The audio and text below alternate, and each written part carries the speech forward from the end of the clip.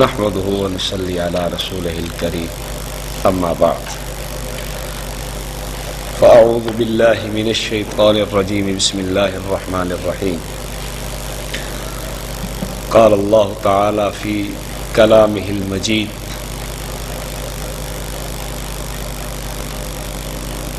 واعتصموا بحبل الله جميعا ولا تفرقوا صدق الله العظيم وقال عليه الصلاة والسلام اتبعوا السواد الأعظم وصدق رسوله النبي الكريم. سامعین گرامی قدر، اللہ جل جلالہ ارشاد فرماتے ہیں کہ اللہ کی رسی کو مضبوطی سے تھام لو اور فرقہ واریت میں، فرقہ میں مت بٹو، جدا جدا نہ ہو جاؤ.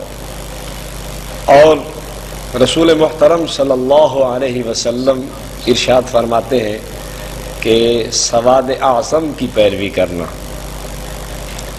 آج میں یہ بات بھی آپ کو بتلانا چاہتا ہوں کہ یہ جو دیوبندی بریلوی اختلاف ہے، ایک طرف اہل بدعت بریلوی حضرات ہیں اور دوسری طرف اہل سنت والجماعت علماء دیوبند ہے، اس اختلاف کی بنیاد کہاں سے اٹھی اور کس نے اس قرآن مقدس کے فیصلے کو آ کے توڑا اور رسول پاک صلی اللہ علیہ وسلم کی حدیث طیبہ کی مخالفت کر کے اس نے اپنی مرضی سے دین بنایا اور اپنی مرضی سے اختلاف کی بنیاد ڈالی. یہ میرے پاس سوال اعلیٰ حضرت بریلوی ہے، سوال حیات اعلیٰ حضرت بریلوی. اس کے صفحہ نمبر 8 پہ لکھا ہوا ہے، قاری علی بھیتی صاحب کا مضمون ہے، مولانا قاری احمد بھیتی صاحب. وہ اس میں لکھتے ہیں کہ مولانا احمد رضا خان صاحب 50 سال مسلسل اسی جدوجہد میں منہمک رہے، یہاں تک کہ مستقل 2 مکتبہ فکر قائم ہو گئے، بریلوی اور دیوبندی جوابی. تو معلوم یہ ہوتا ہے کہ اس اختلاف کی بنیاد اعلیٰ حضرت نے ڈالی اور 50 سال مسلسل ایسی محنت کی کہ جس سے مسلمان جو پہلے حبل اللہ المتین کو سنبھالے ہوئے تھے، رسول محترم صلی اللہ علیہ وسلم کے فرمان ذیشان اتبعوا السواد الاعظم کے تحت سب مل جل کے سب ایک ہی نہج پہ چل رہے تھے. اعلیٰ حضرت نے آ کے ایسے اختلاف کی بنیاد ڈالی کہ مسلمانوں کو ایسا آپس میں لڑایا کہ بریلوی حضرات کو رضا خانی اور اہل بدعت حضرات کو اہل سنت والجماعت اور سواد اعظم سے جدا کر کے ایک نئے فرقے کی بنیاد ڈالی. اور خان صاحب نے اس میں کوشش یہ کی کہ اپنے مد مقابل حضرات کو کافر قرار دیا جائے. تکفیر مسلم ان کا ایک خاص شغل تھا، جس طرح کہ انوار رضا کے اندر بھی یہ بات لکھی گئی ہے کہ عوام الناس میں ایسی شہرت تھی کہ اعلیٰ حضرت نے یہ بریلی کے اندر کفر ساز مشین نصب کر رکھی ہے، تو اپنے علاوہ سب کو کافر کہنے کا یہ مشغلہ تھا. تو بہرحال یہ اور ان کے ماننے والے یعنی ان کی ذریت اسی کام پر کاربند رہی کہ انہوں نے نہ صرف دوسروں کو کافر کہا بلکہ یہ ایسے اس تکفیر کے فتویٰ کے اندر مشغول ہوئے کہ انہوں نے اپنے آپ کو بھی کافر کہنے سے گوارا نہیں کیا، انہوں نے اپنے علماء کو بھی کافر کہنے سے گوارا نہیں کیا، حتیٰ کہ اعلیٰ حضرت بریلوی پہ بھی کفر کے فتوے لگائے اور ان کو گستاخ اور ان کو بے ادب اور ان پہ بہت سارے فتاوی نجات لگائے گئے. اس کی وجہ یہی ہے کہ یہ لوگ اتنا اس بات میں مگن ہوئے کہ ان کو ان کی آنکھوں کے اندر صاف سچ اور حق یا صحیح ان کو نظر ہی نہیں آتا تھا. بس کفر کی انہوں نے ایسی عینک پہنی کہ جو ان کو نظر آیا وہ چاہے وہ اپنا تھا چاہے پرایا تھا، چاہے علماء دیوبند اہل سنت والجماعت سے تھا چاہے ان کا اپنا رضا خانی مولوی تھا، انہوں نے اس کو کافر کہنے سے پیچھے ہٹنا گوارا نہیں کیا۔ اس کی وجہ یہ ہے کہ یہ ان کی گھٹی میں اعلی حضرت کی طرف سے ایک بات آ گئی تھی کہ بس تکفیر کی جو مشین گن بریلی کے اندر نسب ہے اس کو چلتے رہنا چاہیے، چونکہ اعلی حضرت وصایا شریف کے اندر اس بات کو خوب بیان کرتے ہیں کہ میرا دین و مذہب جو میری کتب سے ثابت ہے اس پر قائم رہنا ہر فرض سے اہم فرض ہے۔ تو پھر لوگوں نے اس کو سنبھالا کہ اعلیٰ حضرت نے جو بریلی میں ایک نسب کی ہوئی تھی کفر کی مشین، تو ہم پھر پورے پاکستان میں ہر شہر میں نسب کرتے ہیں۔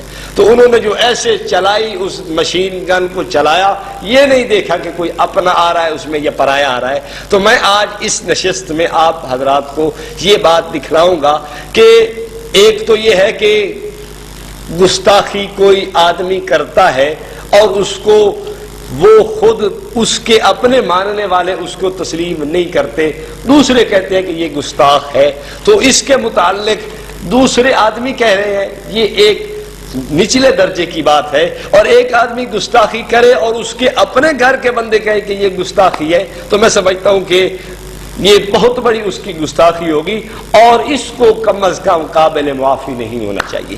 مثلا اعلیٰ حضرت اگر کوئی بات کہتے ہیں اور اس کو ادنا حضرت کہہ دیتے ہیں کہ یہ کفر ہے، تو اعلیٰ حضرت کا اپنا یہ جو ہے نا خون یا اعلیٰ حضرت کی اپنی ذریت اور اعلیٰ حضرت کے اپنے ماننے والے جب اس کو کفر کہہ رہے ہیں، تو پھر میں سمجھتا ہوں کہ اس میں تعویل کا اعتماد یہ اعتبار قطعا نہیں ہونا چاہیے، بلکہ صراحتاً اس کو کفر کہنا چاہیے، اس لیے کہ وہ اعلیٰ حضرت کی محبت اور ان کی مودت الفت رکھنے کے باوجود شرعی لحاظ سے مجبور ہے کہ اعلیٰ حضرت کو کافر گستاخ کہا جائے، تو میرا خیال ہے کہ اس کو پھر باقی نہیں رکھنا چاہیے۔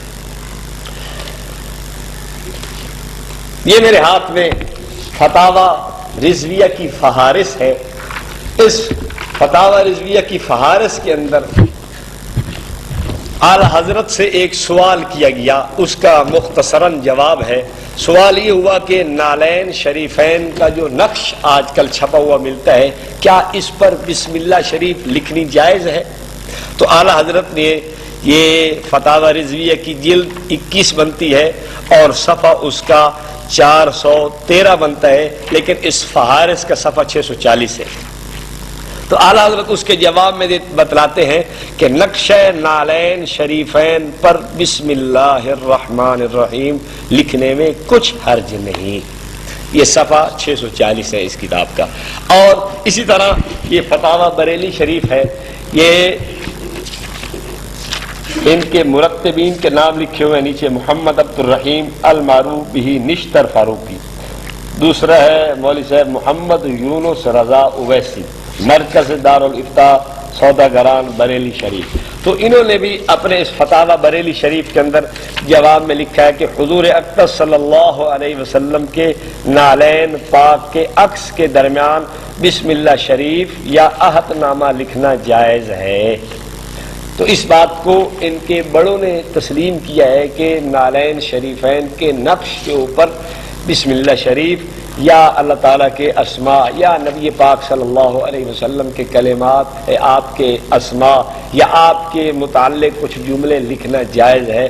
تو اگر یہ میں کہوں کہ گستاخی ہے تو آپ کہو گے یا کوئی بھی کہہ سکتا کہ یار آپ کہہ رہے ہو نا، انہوں نے تو نہیں کہا نا۔ میں اب آپ کے سامنے ایک انہی کے گھر کے ایک بڑے جید آدمی جس کو مفتی اقتدار احمد خان نعیمی کہتے ہیں اور مفتی احمد یار نعیمی حکیم الامت جن کو کہا جاتا ہے، یہ ان کے فرزند ہیں، جانشین ہیں، ان کی مسند پہ بیٹھ کے کام کرنے والے ہیں، اور یہ ایک بڑے ذمہ دار آدمی ہے، کوئی عام یا کوئی چھپے ہوئے آدمی یا کوئی ایسا عام سا آدمی نہیں بلکہ ذمہ دار آدمی ہے۔ میں ان کے آپ کو عبارات سناتا ہوں۔ یہ ان کا ایک رسالہ ہے نقشہ نعل پاک پر اسماء مبارک لکھنا، ان کی فتاوی نعیمیہ 5-6 جلدوں میں چھپی ہوئی ہے، العطایا الاحمدیہ فی فتاوی نعیمیہ، اس میں سے یہ رسالہ جو ہے نا لے کے الگ چھاپا گیا ہے۔ اس رسالہ کے صفحہ 3 پہ انہوں نے ایک بات لکھی ہے، وہ لکھتے ہیں کہ نالین پاک کے نقشے پر بسم اللہ لکھنا یا اللہ لکھنا یا کوئی آیت و حدیث شریف لکھنا شرعاً قطعاً ناجائز اور بے ادبی ہے. نہ دائیں نہ بائیں نہ نیچے نہ اوپر کہیں بھی اللہ تعالیٰ کا اسم پاک نہ لکھا جائے. جو شخص جانتے بوجھتے سمجھتے عقل رکھتے ایسی گستاخی کرے وہ گمراہ ہے. ایسے شخص کے پیچھے نماز پڑھنا ناجائز ہے. تو میں آپ سے پوچھتا ہوں کہ کیا یہ فتویٰ کہ جو انہوں نے کہا ہے کہ یہ ایسا شخص گمراہ ہے اس کے پیچھے نماز پڑھنا بھی جائز نہیں ہے، تو کیا یہ اعلیٰ حضرت کے گلے میں فٹ نہیں ہوگا؟ اور انہوں نے تو صاف لکھا ہے کہ ایسی گستاخی کرے، یعنی یہ گستاخی ہے نا، اور اعلیٰ حضرت اس کے گستاخ بنتے ہیں. انہوں نے پھر اسی کتاب اور اسی پمفلٹ کے صفحہ نمبر 9 پہ لکھا ہے کہ نقشہ نالین پاک پر اللہ تعالیٰ کا نام لکھنا سراسر گستاخی اور گمراہی ہے. تو یہاں بھی اللہ تعالیٰ کے لیے انہوں نے یہ بات لکھ دی ہے کہ ان کا نام نامی یہ بالکل نقشہ نالین پہ نہیں لکھا جا سکتا، اور لکھنے والا شخص گستاخ ہے. تو میں آپ سے پوچھتا ہوں کہ جو اس گستاخی کا جواز فراہم کرے وہ تو اس سے بڑے درجے کا گستاخ ہے نا. ایک آدمی تو بیچارہ عالم سے مسئلہ پوچھ رہا ہے کہ حضرت میں یہ لکھ سکتا ہوں یا نہیں لکھ سکتا، تو جو اعلیٰ حضرت صاحب اسے کہہ رہے ہیں کہ ہاں ہاں آپ لکھ سکتے ہیں اور جائز ہے، شرعاً کوئی قباحت نہیں ہے، تو اس کا جو سارا وبال ہے یہ انہی اعلیٰ حضرت کے ساری ہوا نا. یعنی جو گستاخی اس نے کی ہے وہ ساری گستاخی اعلیٰ حضرت کے سر پہ ہے. اچھا، اسی کتاب کے صفحہ 19 پر ایک تھوڑی سی بات اور لکھی گئی ہے.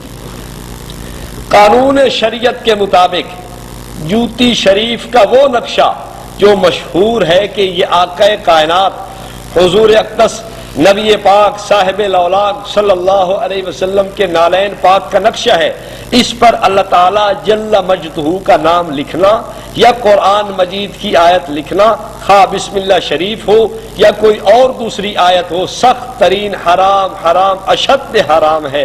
اگر خدا نخواستہ تحقیر کا ارادہ ہو تو لکھنے والا کافر ہے. اگر لکھنے والا اپنی حماقت و جہالت سے اسماء الہیہ اور آیت قرآنیہ کا درجہ اور مرتبہ نقشہ نالین شریف کے برابر سمجھتا ہو یا کم تر، تو وہ شخص گمراہ اور ضال و مضل ہے. ایسے گمراہ اور گستاخ شخص کے پیچھے نماز پڑھنا غلط، اس کو اپنا پیر و مرشد یا رہنما تسلیم کرنا شرعاً منع اور ناجائز ہے. اگر ایسا گستاخ اور بے ادب انسان توبہ نہ کرے، ضد پر اڑا رہے، تو جملہ مسلمانوں کو اس سے قطع تعلق لازم ہے. تو خان صاحب بریلوی کی آپ حالت دیکھیے کہ ایک ان کے اپنے گھر کے ذمہ دار آدمی ان کے متعلق یہ بات کہہ رہے ہیں کہ یہ ایسے ہی نہیں ہے کہ ان کو اپنا رہنما مانا جائے، یہ ایسے بھی نہیں ہے کہ ان سے تعلق رکھا جائے، یہ ایسے ہی نہیں ہے کہ ان کو اپنا نماز میں امام بنایا جائے. یہ تو بالکل گستاخ اور حرام کے مرتکب ہیں. تو خان صاحب کی اس گستاخی کو گستاخی کہنے والے ان کے اپنے گھر کے افراد ہیں. تو یہ تو معلوم ہوا کہ یہ گستاخی تو ضرور بنے گی، چونکہ گھر کا آدمی کہہ رہا ہے کہ یہ گستاخی ہے. تو اس میں کوئی قطع مرید نہیں ہے، کسی قسم کی کوئی ہم نے عبارت کو قطع نہیں کیا. لوگوں میں ایک ذہن میں اشکال ہوتا ہے کہ جناب قطع مرید کر کے، جیسے ہم رضا خانیوں سے کہتے ہیں کہ تمہاری تو عادت ہے کہ تم حوالہ جات کو قطع مرید کرتے ہو. مثلا حضرت نانوتوی رحمۃ اللہ علیہ کی تحذیر الناس پہ تم نے حرمین سے فتوی کفر لگوانے کی کوشش کی اور جا کے وہاں ساری کوشش اور محنت کرتے رہے. کیا ہے وہاں تم نے تحذیر الناس نامی کتاب کے پہلے صفحہ 14 کی چھوٹی سی عبارت لائی، اس کے بعد صفحہ 28 کی چھوٹی سی عبارت لائی، پھر صفحہ 3 کی عبارت لے کے ایک عبارت بنا کے جا کے ان کو دھوکہ دیا ہے. جو یہ دھوکہ دے کے ان بیچاروں کو تو پتہ نہیں تھا، عربی جانتے تھے، اردو سے تو ناواقف تھے. اعلیٰ حضرت نے پھر ترجمے میں بھی خیانت کیا. یہ الگ موضوع ہے. تو میں یہ کہہ رہا ہوں کہ قطع مرید کرنا رضا خانیوں کا شیوا ہے. الحمدللہ اہل سنت والجماعت علماء دیوبند اس بات کو صحیح تسلیم نہیں کرتے. تو ہم اس کی پوری عبارات آپ کے سامنے پیش کر چکے ہیں کہ اللہ تعالیٰ کے اسماء گرامی یا بسم اللہ شریف یا قرآن کی کسی آیت کو نالین شریفین کے نقش اور عکس پر لکھنا یہ گستاخی ہے. اس کا مرتکب وہ جو ہے نا توبہ کے لائق ہے، قطع تعلق مسلمانوں کو کرنا چاہیے، تو ہم یہی رضا خانیوں سے کہیں گے کہ جناب آپ کے اپنے گھر کے افراد نے اس بات کو لکھ دیا ہے کہ یہ گستاخی ہے، اب میرے کہنے سے آپ اس کو گستاخ نہ کہیں، اعلیٰ حضرت کو اپنے بزرگ کے کہنے سے تو گستاخ ان کو کہہ دینا۔ چلو میں ایک اور بات کہتا ہوں، جو رضا خانی حضرات ہیں ہو سکتا ہے وہ کہہ دیں، جیسے حریف قریشی صاحب ہیں، ایک دفعہ ان سے بات چلی تو وہ کہنے لگے کہ یہ مفتی اقتدار نہیں بھی تو پاگل ہے۔ میں نے کہا یہ پاگل نہیں قریشی صاحب، آپ پاگل ہیں، اس لیے کہ وہ ایک مقتدر شخصیت ہے، اس کا نام ہے، اس کا ایک کام ہے، اس کو لوگ پہچانتے ہیں، آپ تو کل کے جوان ہیں، آپ کو کون پہچانتا ہے؟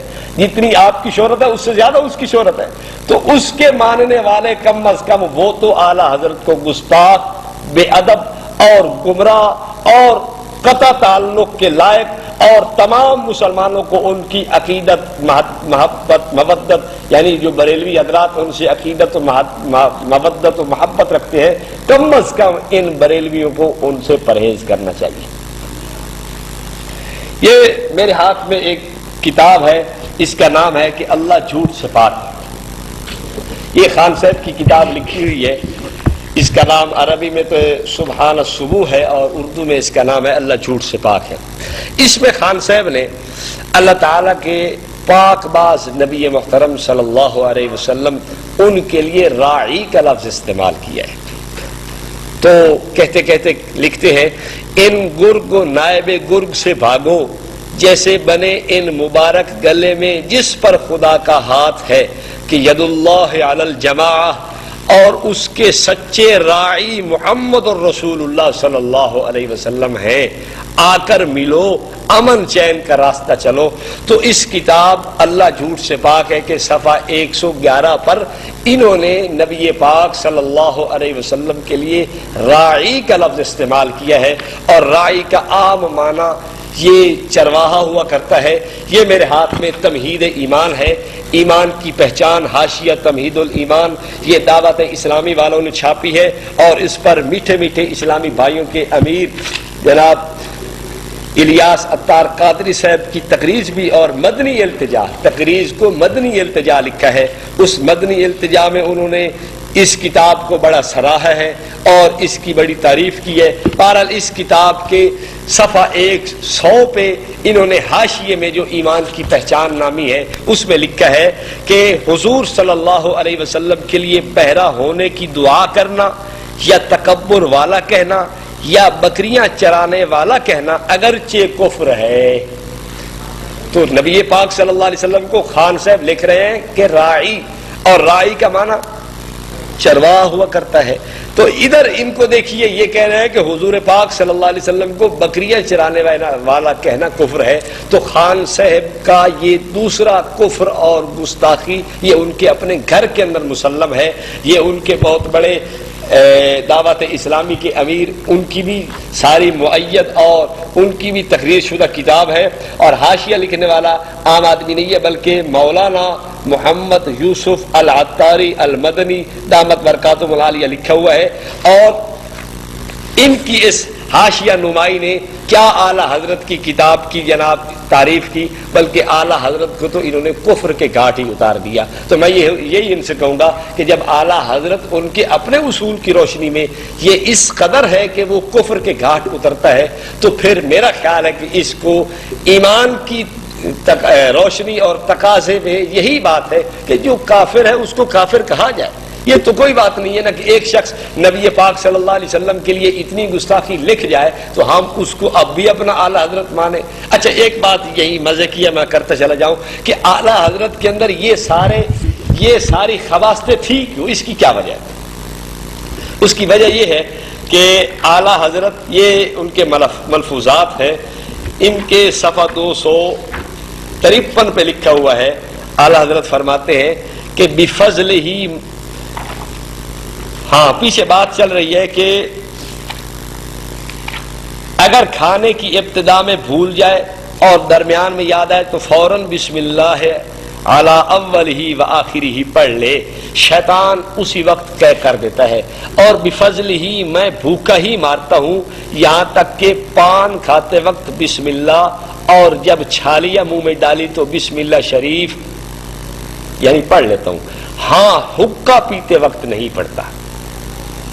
حقہ پیتے وقت کیا مطلب کہ میں حقہ پیتے وقت بسم اللہ نہیں پڑھتا تاکہ شیطان میرے حقے میں شریک رہے اور ادھر سے بھوکا رہتا ہے سارا دن, میں اس کو کھانے کے لیے کچھ نہیں دیتا, اور ادھر سے جب بھوکے ہی حقہ پڑے گا اس کو پیے گا تو پھر اس کو مزہ آ جائے گا اور اس کی طبیعت اچھی صاف ہوگی. تو میں یہ کہتا ہوں کہ شیطان اور اس کالے حضرت کا حقہ پانی کیا تھا؟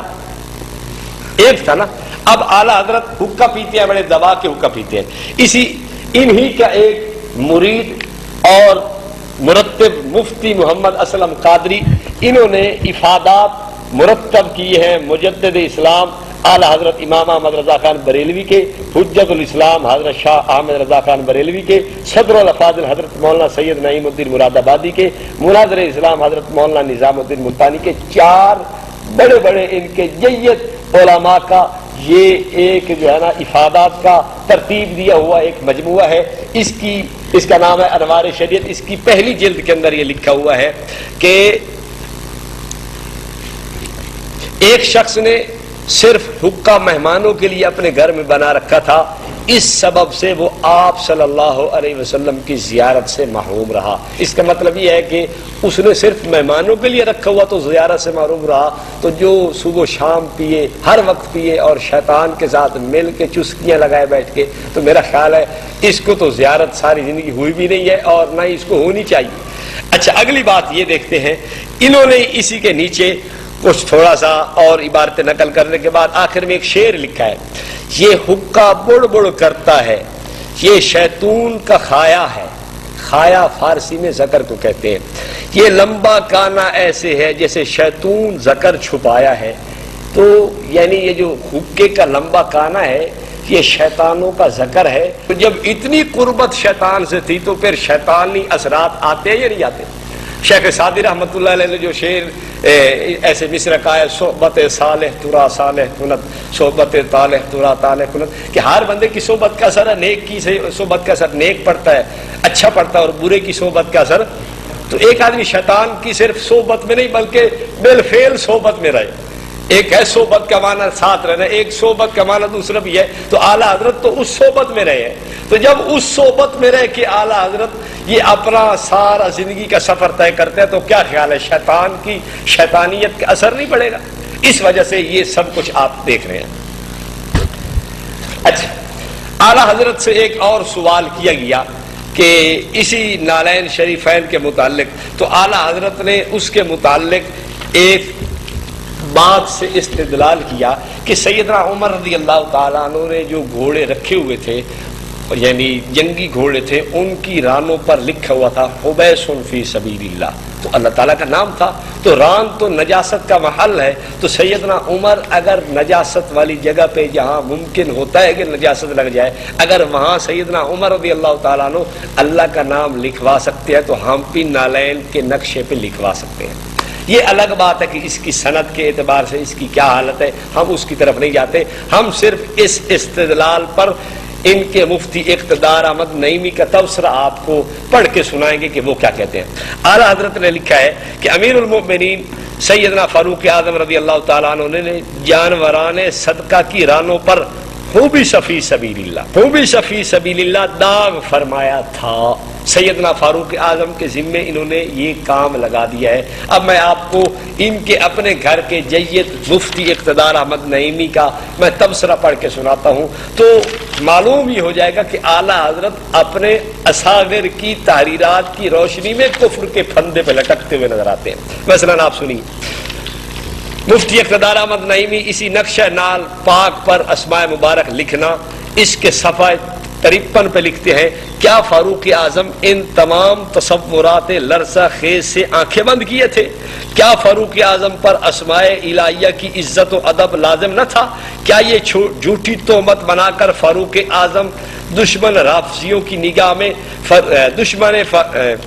کیا یہ جھوٹی تہمت بنا کر فاروق اعظم کے دشمن رافضیوں کی نگاہ میں فاروق اعظم کو بدنام کرنے کی حماقت نہیں؟ کیا فاروق اعظم کی عزت پر ایسے مضطرب و مشکوک اور مجہول اقوال کو رد نہیں کیا جا سکتا؟ یعنی یہ جو اعلی حضرت کا قول ہے یہ مضطرب بھی ہے، مشکوک بھی ہے، مجہول بھی ہے، یہ کوئی صحیح سند کا مالک نہیں، بلکہ اس پہ اتنی جرا کر دی ہے مفتی صاحب نے کہ مضطرب، مشکوک، مجہول اقوال۔ تو آگے لکھتے ہیں کہ ایسے بے فکر صاحبان فتاوا کو قدم فاروقی پر قربان نہیں کیا جا سکتا، یعنی اعلی حضرت اس لائق ہے کہ ان کو حضرت فاروق اعظم رضی اللہ تعالیٰ عنہ کی جوتی پر قربان کر دیا جائے۔ اب بتائیے کہ ایسی مضطرب روایات پر مدعا علیہ کا اتنی بڑی گستاخی، بے ادبی کی بنیاد رکھنا کہاں تک روا ہے؟ پھر یہ کہ رانوں پر لکھوانا تو ویسے بھی بیکار ہے، کیونکہ جب جانور بیٹھے گا رانے چھپ جاتی ہیں یا پھر ان پر گندگی کیچڑ لگ جاتی ہے جس سے لکھائی چھپ جاتی ہے۔ تو اعلی حضرت کو مفتی اقتدار احمد نعیمی کہہ رہے ہیں کہ یہ جھوٹی تہمت بنا کر اعلی حضرت نے سیدنا فاروق اعظم کے دشمن رافضیوں کو خوش کرنے کی ایک حماقت کی ہے۔ سمجھ آ رہی بات کی؟ تو یہ گستاخی کتنی بڑی ہے کہ اعلی حضرت سیدنا فاروق اعظم رضی اللہ تعالیٰ عنہ کے دشمنوں کو خوش کر رہے ہیں۔ اس گستاخی کو مفتی اقتدار احمد نعیمی خاموش نہیں رہ سکے، بلکہ انہوں نے اس گستاخی کو برداشت نہیں کیا۔ مفتی صاحب خود بھی بہت سی برداشت کر جاتے ہیں، انہوں نے بھی بہرحال اپنی طرف سے چونکہ رضا خانیت کو وراثتاً انہوں نے بھی پایا تھا، اس لیے کفر ساز مشین انہوں نے بھی نصب کی ہوئی تھی، لیکن بہرحال کہیں کہیں وہ شیطان کے متعلق نبی پاک صلی اللہ علیہ وسلم نے فرمایا ہے تو جھوٹا لیکن کبھی کبھی سچ بھی کہہ دیتا ہے۔ تو یہ ہے تو رضا خانی لیکن کبھی کبھی بات سچی بھی بتلا دیتے ہیں۔ تو انہوں نے اعلیٰ حضرت کے اس فتوے پر صاف لکھا ہے کہ یہ اعلیٰ حضرت نے سیدنا فاروق اعظم کے نام پہ جھوٹی تہمت لگائی ہے اور ان کے دشمن رافضیوں کو خوش کرنے کی کوشش کی ہے۔ بہرحال ہم فدایان احمد رضا خان سے کہیں گے کہ کچھ تو خیال کرو، اعلیٰ حضرت تمہارے ہی اصولوں کی روشنی میں گستاخ، بے ادب، سیدنا فاروق اعظم کے دشمن رافضیوں کو خوش کرنے والا اور اس قسم کی حرکتوں کا مالک نظر آ رہا ہے، تو خود ہی اعلیٰ حضرت کے اوپر گستاخی کا فتویٰ لگا دو۔ اچھا، یہ اعلیٰ حضرت کی کتاب ہے جی اللہ جھوٹ سے پاک ہے، میں نے پہلے بھی پیش کی ہے۔ اسی کتاب کے صفحہ 94 کی حاشیے پہ ایک بات لکھی ہوئی ہے کہ اعلیٰ حضرت کا جو ماننے والا ان کا ایک بڑا ہی بہترین محب ہے، وہ ایک بات لکھ رہا ہے، کہتا ہے کہ اب تو دیوبندیوں دو ورقیوں کا کوئی جواب نہیں دیتا، اور یہ نہ دیکھا کہ کسی عاقل کے نزدیک ان کی دو برقیاں تھوکنے کے قابل بھی نہ رہیں، بلکہ ان پر پیشاب کرنا پیشاب کو اور ناپاک و خراب کرنا ہے۔ یعنی علماء دیوبند کی جو تحریرات ہیں ان کو جواب دینے کی ضرورت نہیں ہے، ان کی یہ تو تھوکنے کے قابل بھی نہیں ہے، بلکہ ان پہ پیشاب کرنا پیشاب کو زیادہ ناپاک بنانا ہے۔ میں دعوے سے کہتا ہوں ہماری تقویت الایمان، ہماری سیرات مستقیم اور ہمارے اکابر کی دیگر کتابیں، تحذیر الناس، فتاوی رشیدیہ، براہین قاطعہ، حفظ الایمان، ساری کتابوں کو آپ اٹھا کے دیکھ لیجئے، آیات، احادیث طیبات، رسول پاک صلی اللہ علیہ وسلم کے اسماء گرامی، اللہ تعالیٰ کی مدحت و مدحت میں کلمات، اللہ تعالیٰ کا ذکر خیر، صحابہ کا ذکر خیر، ان تمام بابرکت الفاظ سے وہ بھری ہوئی کتابیں ہیں۔ قرآن کی آیات، احادیث طیبات۔ احمد رضا خان کا یہ ایک فضلہ خان یہ کہتا ہے کہ ان پہ پیشاب کرنا پیشاب کو زیادہ ناپاک بنانے والی بات ہے۔ تو اس سے بڑھ کے کوئی گستاخی ہو سکتی ہے؟ یار ہمارے ساتھ تو ٹھیک ہے تمہارا اختلاف ہو سکتا ہے، ہوگا، لیکن قرآن سے تو کوئی اختلاف نہیں نا۔ کیا قرآن سے بھی اختلاف ہے ان رضا خانیوں کا؟ ہے، بالکل ہے۔ حدیث طیبہ سے تم اپنے آپ کو تو بڑا عشق رسالت کا دعویٰ کرتے ہو اور بڑا عاشق کہتے ہو، تو تمہیں رسول پاک صلی اللہ علیہ وسلم کے عشق سے تو اختلاف نہیں ہونا چاہیے تھا نا۔ تم نے وہاں بھی اختلاف کیا. صحابہ کے نام اور صحابہ کے اقوال اور صحابہ اور اولیاء کرام کی باتوں سے تو تمہیں اختلاف نہیں ہونا چاہیے تھا نا, لیکن تم نے ان سے بھی کیا. ان ساری باتوں پر تم پیشاب کرنے کے لیے تیار ہو اور یہ کہتے ہو کہ پیشاب کرنا پیشاب کو زیادہ پلید بنانے والی بات, یعنی معاذ اللہ معاذ اللہ معاذ اللہ, نقل کفر کفر نواشد, یعنی ان کتابوں میں ایسی باتیں لکھی ہوئی ہیں جو پیشاب کو زیادہ پلید بنانے والی ہے. تو لکھا ہوا کیا ہے؟ قرآن کی آیات ہے, احادیث طیبات ہے, نبی پاک صلی اللہ علیہ وسلم کے اسماء گرامی ہے, رسول پاک صلی اللہ علیہ وسلم کی باتیں ہیں, صحابہ کے اسماء ہیں, صحابہ کی باتیں ہیں, اولیاء کرام کے اقوال ہیں. ان سب سے ان کو پتہ نہیں کیا چڑ ہے, کتنی بڑی گستاخی اس اعلیٰ حضرت کے ایک چیلے نے کر دی کہ جی ان پہ پیشاب کرنا پیشاب کو بھی زیادہ پلید بنانے والی بات ہے. العیاذ باللہ, نقل کفر کفر باشد, نعوذ باللہ من ذالک. اچھا جی, اعلیٰ حضرت کے حوالے سے بات چل رہی تھی. اعلیٰ حضرت کے یہ ہے جی ملفوظات, ان کے صفحہ 281 پہ لکھا ہوا ہے کہ اعلیٰ حضرت سے عرض کیا گیا کہ اللہ صاحب کہنا کیسا ہے؟ تو اعلیٰ حضرت نے جواب میں فرمایا کہ جائز ہے. اللہ تعالیٰ کو صاحب کہنا کیا ہے؟ ابھی انہی کے گھر کا فتویٰ ملاحظہ فرما لیجئے کہ جو انہی کے علماء نے لکھا ہے. یہ ایک کتاب چھپی ہے شرعی استفتاء, نصیر الدین نصیر وہابی ہے, قابل اعتراض تصانیف پر شرعی گرفت, 36 سوالات کے جوابات اور عقیدے کی وضاحت کا مطالبہ. مفتی اعظم پاکستان صاحبزادہ مفتی اقتدار احمد خان نعیمی قادری صاحب, یہ ان کا ایک رسالہ لکھا ہوا ہے. اس میں یہ دیکھیں آپ وہ کیا لکھتے ہیں. وہ کہتے ہیں اللہ آقا سیدنا سردار اور صاحب لکھنا یا اللہ صاحب اللہ سائیں کہنا گستاخی اور گناہ ہے. تو خان صاحب کا گستاخ ہونا, یہ صفحہ نمبر 29 ہے. خان صاحب کا گستاخ ہونا یہ میں نہیں کہہ رہا, یہ اعلیٰ حضرت کے اپنے گھر کے افراد کہہ رہے ہیں. بعض لوگوں کو یہ بھی اشکال ہے کہ یار تم تو ان کو کافر نہیں کہتے, ہم ان کے ہمارے اوپر کافر کے فتویٰ لگانے کے جواب میں ان کو کافر نہیں کہتے, ان کی تحریرات کی روشنی میں ہمارے اکابر نے بھی کافر ان کو کہا ہے. اچھا ایک مسئلہ اور, یہ اعلیٰ حضرت صاحب ان کی یہ کتاب ہے عرفان شریعت, اس کا صفحہ 42 ہے. اعلیٰ حضرت نے اس میں لکھا ہے دل میں بئی معنی کے نیر تصور میں بے حرکت زبان تو یوں قرآن مجید بھی پڑھ سکتا ہے, اور زبان سے قرآن مجید بحالت جنابت جائز نہیں اگرچہ آہستہ ہو, اور درود شریف پڑھ سکتا ہے مگر کلی کے بعد چاہیے. یعنی جنابت کی حالت میں غسل جب آدمی پہ ہوتا ہے, غسل کی حالت میں آدمی درود پاک پڑھ سکتا ہے. یہ اعلیٰ حضرت کی عرفان شریعت صفحہ 42 ہے. اور اعلیٰ حضرت کے ابا جان جن کو نقی علی خان صاحب کہتے ہیں اور جن کا خاص شغل تھا کہ بٹیر بازی کے اندر مشغول رہا کرتے تھے اور منصب چکلا داری ان کے پاس ہوا کرتا تھا, یعنی لوگوں کو یہ چکلا داری کے اندر مصروف رکھا کرتے تھے. بہرحال انہوں نے بھی اپنی کتاب سرور القلوب بذکر المحبوب کے صفحہ 336 میں لکھا ہے کہ درود پڑھنا ہر وقت اور ہر حالت میں, اٹھتے بیٹھتے چلتے پھرتے, ہر قدم اور ہر سانس کے ساتھ, یہاں تک کہ راہ اور نہانے کی حالت میں بھی جائز بلکہ مستحب ہے. نہانے کی حالت جنابت کی ہوا کرتی ہے, ایسی حالت میں بھی درود پڑھنا کیا ہے؟ جائز و مستحب ہے. یہ اعلیٰ حضرت کے ابا جان تھے. اب ان کے متعلق یہ ایک ان کے مولوی صاحب ہیں فیض احمد اویسی صاحب, ان کو یہ بہت بڑا آج کے دور میں سراہ رہے ہیں, اور انہوں نے بریلویت کے لیے بہت بڑا کام بھی کیا ہے, اور انہوں نے بریلویت کو بڑی جو ہے نا تائید کیا اور بڑا بریلویت کا اپنے علاقے میں پرچار کیا ہوا ہے. یہ ان کے بہت مفسر اعظم کے نام سے مشہور ہیں اور ان کا بڑا چرچا ہے.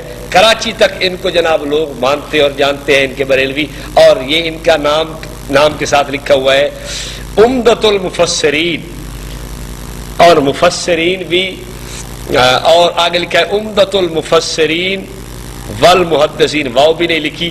استاد العلماء فیض ملت حضرت علامہ محمد فیض احمد اویسی صاحب, ان کی کتاب ہے شہد سے میٹھا نام محمد. یہ صلی اللہ علیہ وسلم اس کتاب کے صفحہ نمبر 139 پر یہ لکھتے ہیں آج ایسے بے ادب علماء کہلوانے والے پیدا ہو گئے. پہلا فتویٰ بے ادب کا کہ فتویٰ صادر فرما دیا کہ بحالت جنابت بھی درود شریف پڑھنا جائز ہے. کاش تعزیرات اسلام کا اجرا ہوتا، فاروق اعظم رضی اللہ تعالی عنہ جیسے غیور اسلام نافذ کرنے والے زندہ ہوتے، تب میں ان مفتیوں کو دیکھتا کہ ایسے فتاوی صادر کرتے. یعنی دوسرا فتویٰ یہ صادر کیا کہ یہ بات کہنے والے قابل تعزیر ہیں، کوڑوں کے لائق ہیں.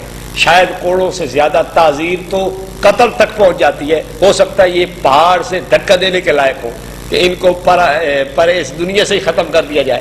اچھا آگے لکھتے ہیں کہ آزادی کا دور ہے، جسے جو جی میں آئے کہہ دے، ورنہ وہ خداوند قدوس جو اپنے محبوب اکرم صلی اللہ علیہ وسلم کے لیے ایسے مقامات پر بھی نام لینے کو گوارا نہیں کرتا یا قہر و غضب یا کسر شان یا مقام نجات ہو، مثلا ذبح کے وقت، چھینک اور انگڑائی کے وقت، اور حمام و پخانہ وغیرہ وغیرہ. لیکن یہ آج کل کے مفت از مفت، مفتی از مفت. تیسرا فتویٰ یہ جڑا کہ یہ جو مفتی ہے یہ مفت سے مفتی ہے، افتاء سے مفتی نہیں ہے بلکہ مفت سے مفتی ہے. فتویٰ جڑ دیا کہ جنابت کے وقت درود پڑھنا جائز ہے، اتنا شرم بھی نہیں. چوتھا فتویٰ یہ کہ یہ کیا ہے؟ بے شرم ہے کہ درود شریف فی الفور بارگاہ رسالت میں پہنچ کر فوراً ایجاب از رسول اور خدا ہوتا ہے. یہاں نبی پاک صلی اللہ علیہ وسلم کا نام اس نے سادہ الفاظ سے لیا ہے، ایجاب از رسول اور خدا ہوتا ہے. کوئی صلی اللہ علیہ وسلم، کوئی حضرت، کوئی شروع میں ادب و احترام کچھ بھی نہیں.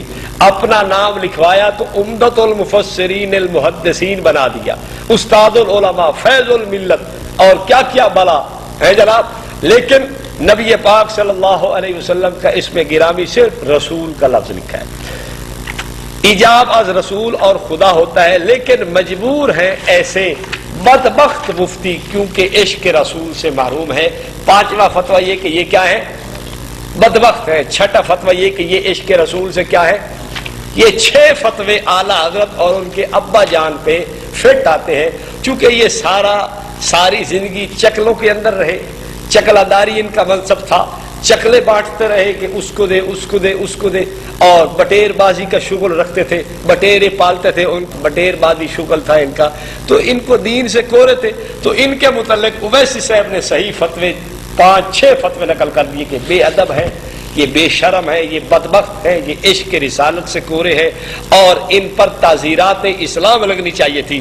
آج بھی کوشش کر کے ویسے ان کی قبروں پہ جو ہے نا یہ تعزیرات جاری کروائی جا سکتی ہیں. اگر یہ فیض احمد اویسی صاحب تو زندہ ہے ویسے، اگر یہ قانون پہ جو ہے نا وہ کچھ عبور رکھتے ہیں یا درخواست دے ہی دے عدالت کے اندر کہ اعلیٰ حضرت کے ابا جان اور ان کی قبر پر کوڑے بسائے جائے، یا کم از کم ان کی ہڈیاں نکال کے ان پہ کوڑے برسائے جائے، یا ان کے ساتھ جو تعزیرات اسلامی کی حد جاری ہوتی ہے وہ جاری کی جائے، تو یہ کوئی محال بات نہیں ہے. تو بہرحال فیض احمد اویسی صاحب نے اچھا فتویٰ دیا اپنے بزرگوں کے متعلق کہ یہ عشق رسول سے محروم ہے، بدبخت ہے، بے شرم ہے، اور یہ قابل سزا ہے. تو بہرحال اور یہ مفت سے مفتی ہیں، مفتی بھی نہیں، افتاء سے نہیں، بلکہ مفت سے مفتی ہے، یعنی مفت کے مفتی بنے ہوئے ہیں. پتہ پور انہوں کا شدہ ہے. اچھا آگے آئیے. یہ ایک ان کا گولڑ شریف کا بڑا بزرگ ہے، اور ان کی ایک کتاب ہے اسرار المشتاق، منظوم کلام السید غلام معین الدین شاہ صاحب پیر صاحب گولڑا شریف المعروف لالا جی. ان کی کتابوں کے متعلق، گولڑا شریف سے چھپنے والی کتابوں کے متعلق اشرف سیالوی صاحب جو ان کے بڑے مایہ ناز مناظر بنتے ہیں، ان کی کتاب ازالت الریب کے شروع میں لکھا ہوا ہے کہ گولڑا شریف سے چھپنے والا ہر حرف قابل اعتماد ہے، اور ہر حرف حجت و دلیل ہے. یعنی گولڑا شریف سے جو لفظ بھی چھپا ہے وہ درست ہے، حجت ہے، دلیل ہے، وہ بہترین ہے. تو اب گولڑا شریف والوں کے متعلق آپ خود دیکھ لیں. یہ سید غلام معین الدین شاہ صاحب یہ کیا لکھ رہے ہیں کہ یہ لکھتے ہیں جناب اشعار کے اندر، بشر شان رب العلا بن کے آیا، وہ کیا تھا، وہ کیا ہے، وہ کیا بن کے آیا. بشر کہنے والوں کو دھوکا ہوا ہے، مجسم و نور خدا بن کے آیا. کیا رنگ ہستی کو بے رنگ جس نے، وہی ایک حقیقت نما بن کے آیا، ہر ایک رنگ میں اپنی رنگت دکھا کر زمانے میں بہروپیہ بن کے آیا۔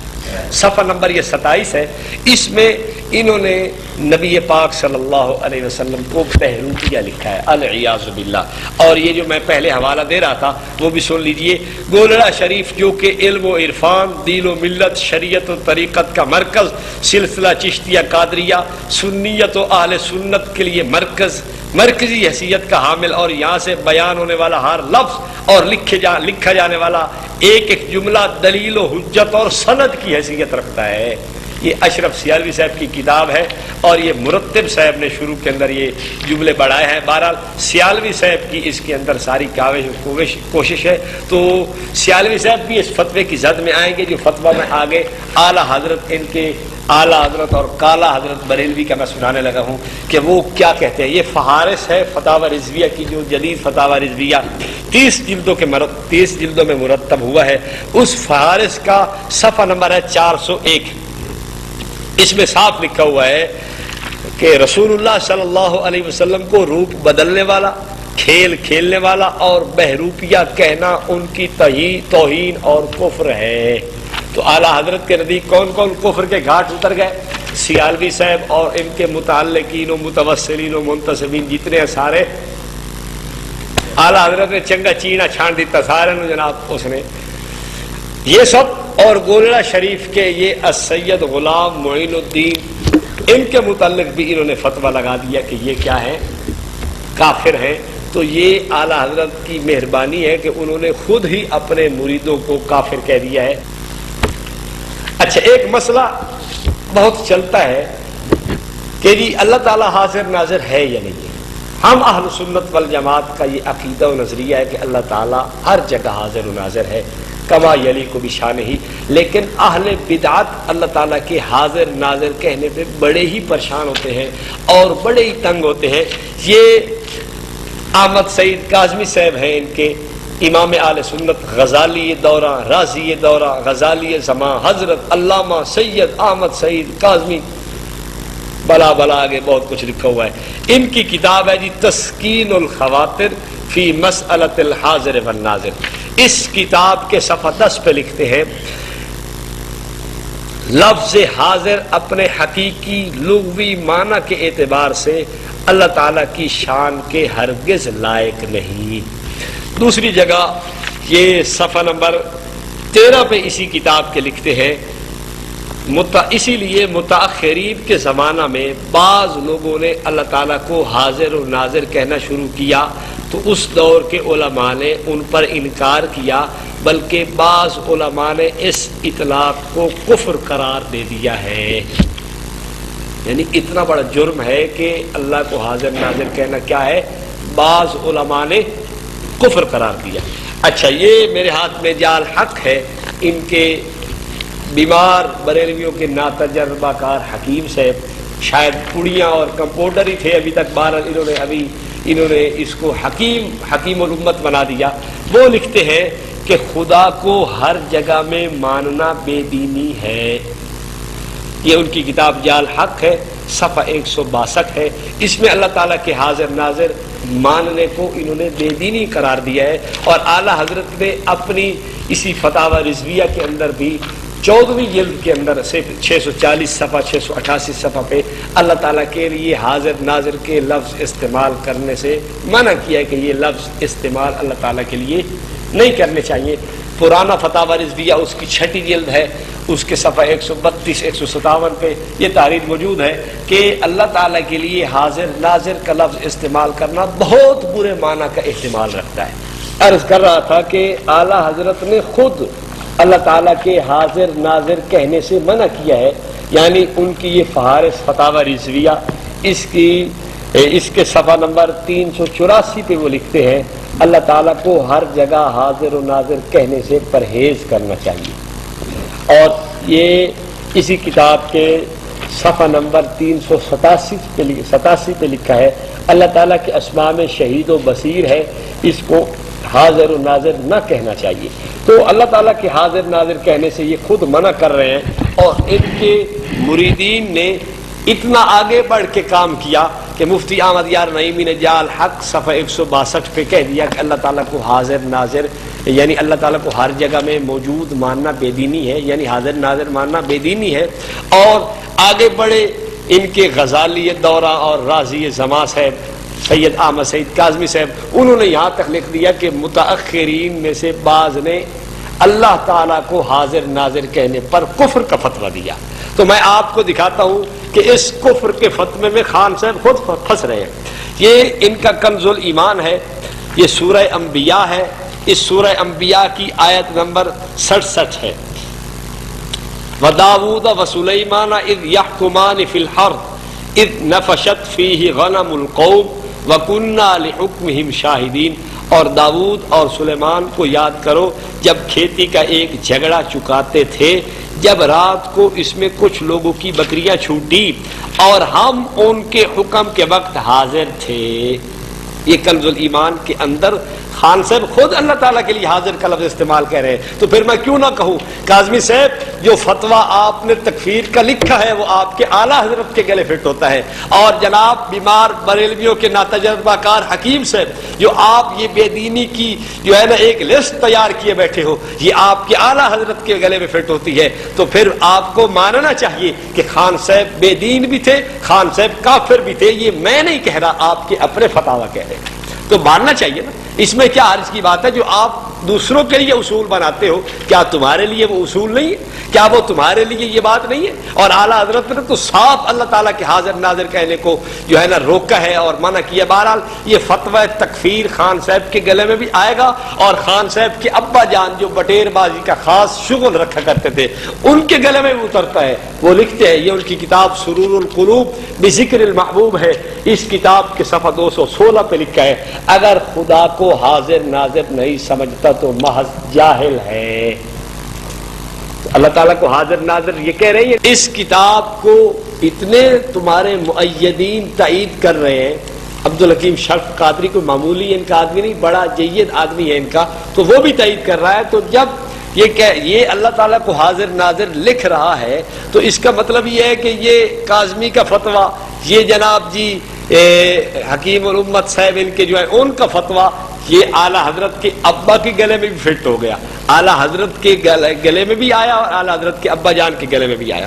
اچھا آپ کو یہ بھی بتاتا چلوں کہ اور کس نے انوار شریعت کے اندر بھی ہے، اور کس نے ان کو جو ہے نا یہ ان کے فتوے کی زد میں اور کون کون سے آئے ہیں۔ یہ انوار ساتیہ ہے، ضیاء القرآن کی چھپی ہوئی ہے، اس کتاب کے صفحہ 432 پہ لکھا ہوا ہے۔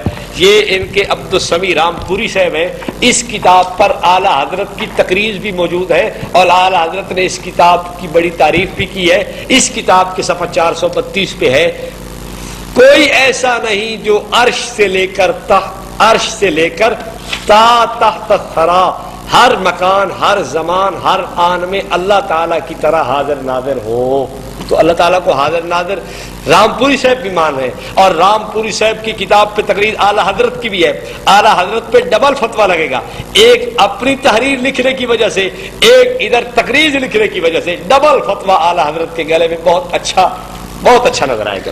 اور یہ میرے ہاتھ میں آپ دیکھیے حیرانگی کی بات کہ مفتی احمد یار نعیمی صاحب جو بیمار بریلویوں کے ناتجربہ کار حکیم ہیں، پتہ نہیں کمپاؤنڈر تھے یا کیا تھے، بہرحال انہوں نے جو حکیم ان کو بنایا ہوا، انہوں نے جو یار حق میں لکھا کہ اللہ کو ہر جگہ میں موجود ماننا بے دینی ہے، یہ اتنا بھول گئے کہ میں اپنی کتاب میں خود ہی اللہ کو حاضر ناظر لکھ رہا ہوں۔ یہ ان کی کتاب ہے تفسیر نعیمی، اس کی پہلی جلد ہے، اور اس کے صفحہ 58 پہ لکھا ہے کہ التحیات میں جب یہ کہا جاتا ہے السلام علیکہ ایھا النبی، اس سے معلوم ہوتا ہے کہ نمازی جس طرح اللہ کو حاضر ناظر جانے اسی طرح محبوب صلی اللہ علیہ وسلم کو بھی تو اللہ تعالیٰ کو حاضر ناظر کہہ دیا یا نہ کہہ دیا۔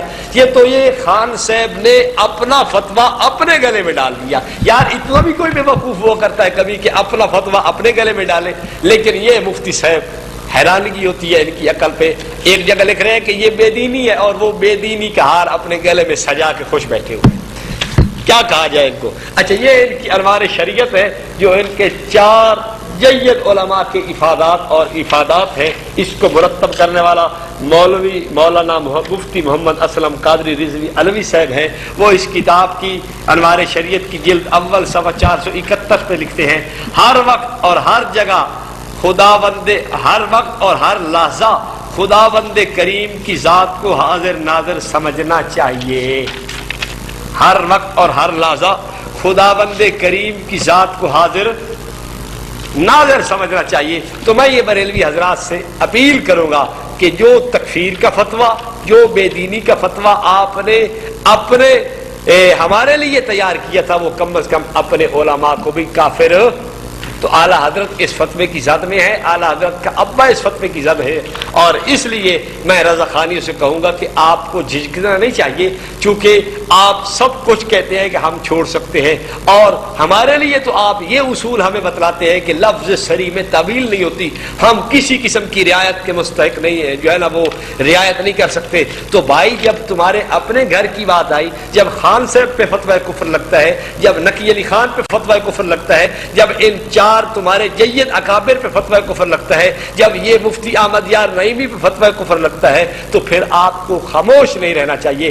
غیرت کا تقاضا ہے، اگر ہے اس آپ کے اندر وہ، تو پھر ان سب کو آپ کافر بے دین کہہ کے امت مسلمہ کو بتا دیں کہ ہم جیسے دوسروں کو کافر کہنے والے ہیں، وہ مشین ہمارے پاس موجود ہے، ہم اپنوں کو بھی چھوڑا نہیں کرتے.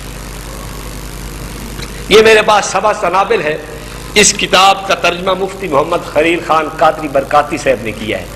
اس کتاب کی توثیق مفتی مولوی احمد رضا خان نے بھی کی ہے فتاوی رضویہ میں. اس کتاب کی تعریف کرتا گیا ہے.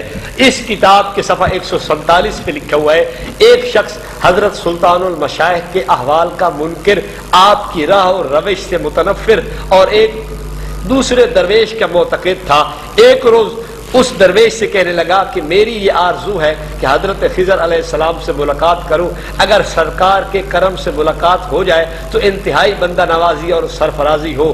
درویش نے جواب دیا کہ جس روز حضرت سلطان المشائخ کے یہاں مجلس سرود و سما ہوتی ہے، اس روز حضرت خضر علیہ السلام تشریف لاتے ہیں اور لوگوں کے جوتوں کی نگہبانی فرماتے ہیں. خضر علیہ السلام نبی ہیں، اس میں کوئی شک کی بات نہیں ہے. ٹھیک ہے، اب ان کو بریلویوں نے کہاں کھڑا کیا ہے؟ جوتوں کی نگہبانی پر. اچھا آپ دیکھیے، یہ وہی مفتی اقتدار احمد خان نعیمی، ان کی کتاب ہے تنقیدات علی مطبوعات.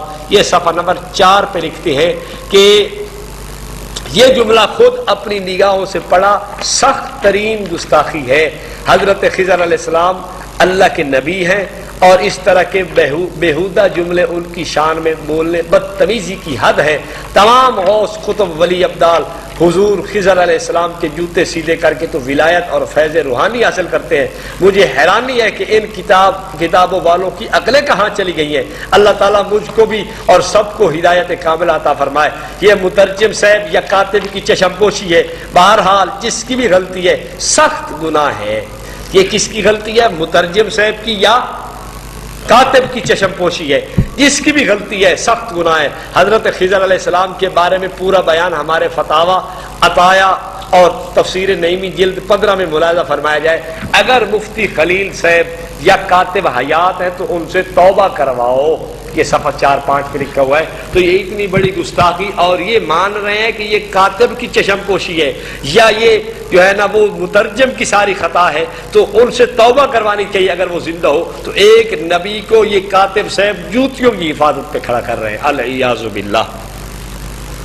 اچھا یہ ایک اشرف سیالوی صاحب جو اپنے آپ کو بڑا مناظر اور بہت کچھ کہنے والے ہیں، ان کی کتاب ہے کوثر الخیرات. صفحہ 94 کے اوپر انہوں نے حاشی میں لکھی ہے بات کہ جو شخص حضور پر نور صلی اللہ علیہ وسلم کے علم کو اسرائیل اور شیطان کے علم کے برابر بھی نہ جانے، وہ جاہل و غبی ہے یا گمراہ و غوی ہے.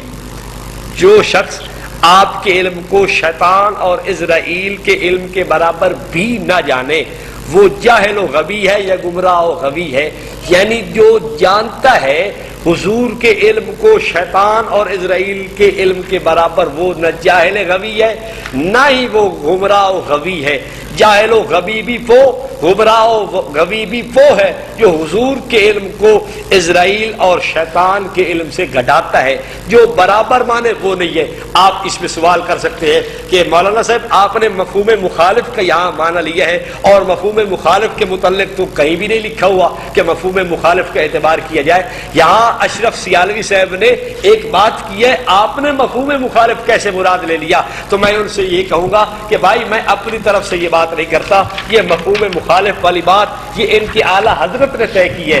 اعلیٰ حضرت سے اس کے متعلق ایک جزیہ منقول ہے جو انہوں نے صفحہ نمبر یہ اس فتاوی رضویہ کی فہرست کی صفحہ 105 پہ نقل کیا ہے، وہ آپ بھی سن لیں۔ اس سننے کے بعد آپ اس بات کو دیکھیں کہ مفہوم مخالف کا جو اعتبار خان صاحب کہہ رہے ہیں کریں، ہم اگر اس کرنے کے اندر یا اس مفہوم مخالف کا اعتبار کر کے ہم اعلیٰ حضرت کے اوپر یہ بات، یہ اشرف سیالوی صاحب پہ یہ بات ہم کہتے ہیں کہ انہوں نے نبی پاک صلی اللہ علیہ وسلم کے علم کو یہ کہا ہے کہ جو شیطان اور اسرائیل کے برابر مانے وہ نہ گستاخ ہے، نہ گمراہ ہے، نہ غبی ہے، نہ غوی ہے۔ دیکھیے آپ صفحہ 105 فتاوی رضویہ کی فہرست کا اس پہ لکھا ہوا ہے کہ مفہوم مخالف حنفیہ کے نزدیک عبارات شارع غیر متعلقہ بعقوبات میں معتبر نہیں۔ مفہوم مخالف حنفیہ کے نزدیک عبارات شارع غیر متعلقہ بعقوبات میں معتبر نہیں، یعنی جو عقوبات کے متعلق ہیں ان میں مفہوم مخالف معتبر ہے، اور جو عقوبات کے متعلق نہیں، سزاؤں کے متعلق نہیں، ان میں مفہوم مخالف کا اعتبار نہیں ہے۔ آگے لکھتی ہے کلام صحابہ و من بعدہم میں معتبر ہے، یعنی صحابہ اور صحابہ کے بعد جتنے لوگ بھی ہیں ان سب کے کلام میں مفہوم مخالف کا اعتبار کیا جائے گا۔ تو یہ اندیہ اور جزیہ خان صاحب نے لکھا ہے۔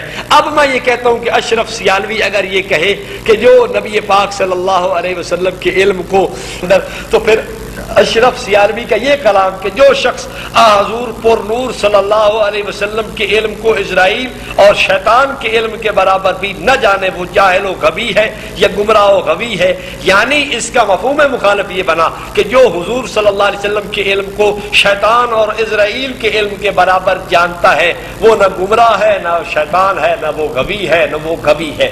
تو اب اس پہ کیا فتویٰ اشرف سیالوی پہ لکھتا ہے؟ اشرف سیالوی نے یہ مان لیا کہ حضور کا علم شیطان کے برابر جو کہے وہ نہ گمراہ ہے، نہ وہ جاہل ہے، نہ وہ غبی ہے، نہ وہ غوی ہے۔ اب اس پہ فتویٰ ہم انہی کی انوار شریعت جلد اول جو 4 لوگوں کے افادات کا مجموعہ ہے، مفتی محمد اسلم قادری صاحب نے اس کو ترتیب دیا ہے، اس کے صفحہ 380 جلد نمبر 1 پہ لکھا ہوا ہے جو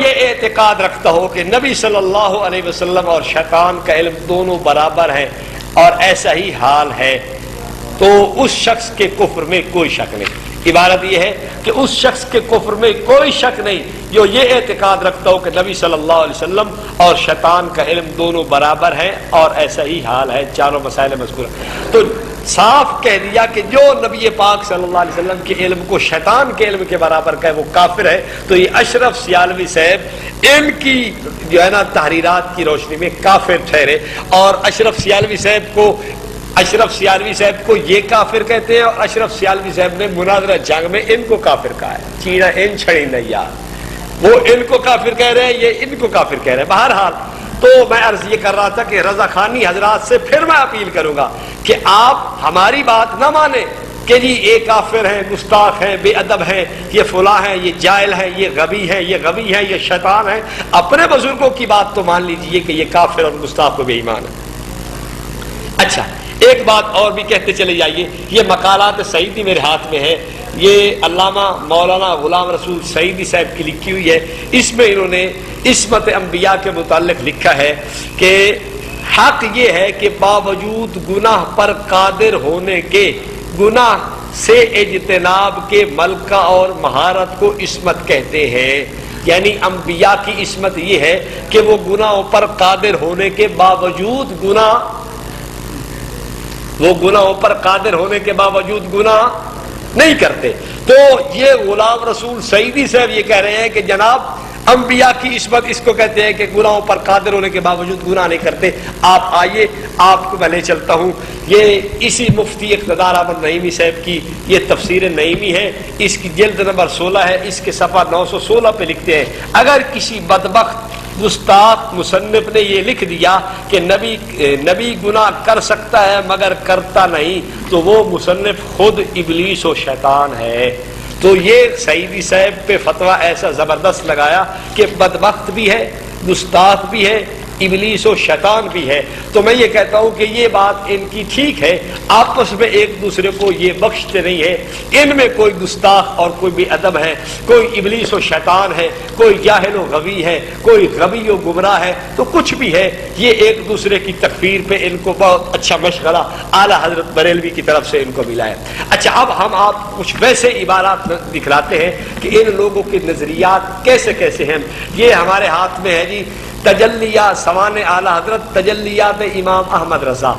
اس کتاب کے صفحہ 156 پہ لکھا ہوا ہے کہ یہی محدث اعظم ہند کچھوچوی قدس سرہ فرماتے ہیں علماء دین کا اعلیٰ کارنامہ 14 صدی سے چلا آ رہا ہے مگر لغزش قلم اور فلتت لسان سے بھی محفوظ رہنا یہ اپنے بس کی بات نہیں. زور قلم میں بکثرت تفرد پسندی آ گئے, بعض مجدد پسندی پہ اتر آئے. یہ کرتے کرتے آگے کہتے ہیں کہ اعلیٰ حضرت فاضل بریلوی کی زبان و قلم کا یہ حال دیکھا کہ مولا تعالیٰ نے اپنی حفاظت میں لے لیا اور زبان و قلم نقطہ برابر خطا کرے اس کو ناممکن بنا دیا. یعنی اعلیٰ حضرت کی زبان و قلم سے نقطہ برابر بھی خطا نہیں ہو سکتی. لیکن اس جال حق میں آپ دیکھیں کہ اس جال حق کے اندر کیا لکھا گیا ہے. اس میں عصمت انبیاء کے متعلق پہلے بھی آپ پڑھ چکے ہیں کہ گناہ پر قادر تو ہوتے ہیں لیکن گناہ کرتے نہیں ہیں. اور اس عصمت انبیاء کے متعلق جو انہوں نے بات مفتی احمد یار نعیمی صاحب نے لکھی ہے اس کو بھی آپ ملاحظہ فرما لیں کہ انہوں نے انبیاء کے متعلق کیا لکھا ہے اور یہ اپنے اعلیٰ حضرت کے متعلق کیا لکھ رہے ہیں. آگے دیکھیے آپ لکھتے ہیں انبیاء کرام ارادتاً گناہ کبیرہ سے ہمیشہ معصوم ہیں. جان بوجھ کر نہ تو نبوت سے پہلے گناہ کبیرہ کر سکتے ہیں اور نہ اس کے بعد. ہاں نسیاناً خطاً صادر ہو سکتے ہیں مگر اس پر قائم نہیں رہتے. تو انبیاء سے گناہ کبیرہ کہہ رہے ہیں, بھول کر خطا سے صادر ہو سکتے ہیں. ادھر تو بھول کے گناہ کبیرہ بھی نبی سے صادر ہو سکتا ہے لیکن اعلیٰ حضرت بریلوی صاحب کی شان یہ ہے کہ ان سے جناب ان کی زبان و قلم سے نقطہ برابر خطا بھی نہیں ہو سکتی. آپ دیکھیں کہ انبیاء سے اعلیٰ حضرت کو بڑھا دیا گیا اور پھر یہی نہیں اعلیٰ حضرت کو اتنا بڑھایا گیا کہ اعلیٰ حضرت کی ذات کے متعلق انہوں نے اسی کتاب کے صفحہ 166 کے اندر لکھا ہے کہ جناب آپ کی ذات عکس پیمبر, آپ کی ذات عکس پیمبر. عکس کا کیا معنی ہوتا ہے لغت کو اٹھائیے, عکس فوٹو کو بھی کہتے ہیں. عکس یہ بھی ہے کہ آپ شیشے کے سامنے کھڑے ہو, شیشے میں جو تصویر آئے اس کو عکس کہتے ہیں. گویا کہ معاذ اللہ نقل کفر نباشت یہ کہہ رہا ہے کہ اگر نبی پاک صلی اللہ علیہ وسلم کو آئینہ کے سامنے کھڑا کیا جائے تو جو سامنے تصویر آئینہ میں نظر آئے گی وہ احمد رضا خان بریلوی کی ہوگی الیاذ باللہ. یا دوسرے معنی میں اگر کسی نے نبی پاک صلی اللہ علیہ وسلم کا فوٹو دیکھنا ہے تو وہ احمد رضا خان کا فوٹو دیکھ لے. یہی بات نہیں ہے, یہ بات انہوں نے اپنی وصایا شریف کے اندر بھی لکھی ہے. وصایا شریف کے اندر اعلیٰ حضرت بریلوی کے متعلق انہوں نے لکھا ہے کہ تو دیدار مجتبی صلی اللہ علیہ وسلم ہے. یہ دیکھیے وصایا شریف ہے اور وصایا شریف اس کتاب کے صفحہ 75 پہ لکھا ہے تو عاشق مصطفیٰ صلی اللہ علیہ وسلم ہے, تو دیدار مجتبی صلی اللہ علیہ وسلم ہے. یعنی تجھے دیکھ لیا جائے تو نبی پاک صلی اللہ علیہ وسلم کا دیدار ہو جاتا ہے. الیاذ باللہ. اتنا بڑا کفر, اتنی بڑی بکواس یہ تو مرزا نے بکی ہے. کیوں؟ وہ مرزے کو بھی نبی پاک صلی اللہ علیہ وسلم کا عکس سمجھتے ہیں اور وہ بروز اور ذل سمجھتے ہیں. اتنی بڑی گستاخی ان کے شاگرد اعلیٰ حضرت بریلوی نے کی ہے. کیوں؟ استاد کا شاگرد ہے, آخر اس سے 2 قدم بڑے نہیں تو گھٹے بھی تو نہیں نا.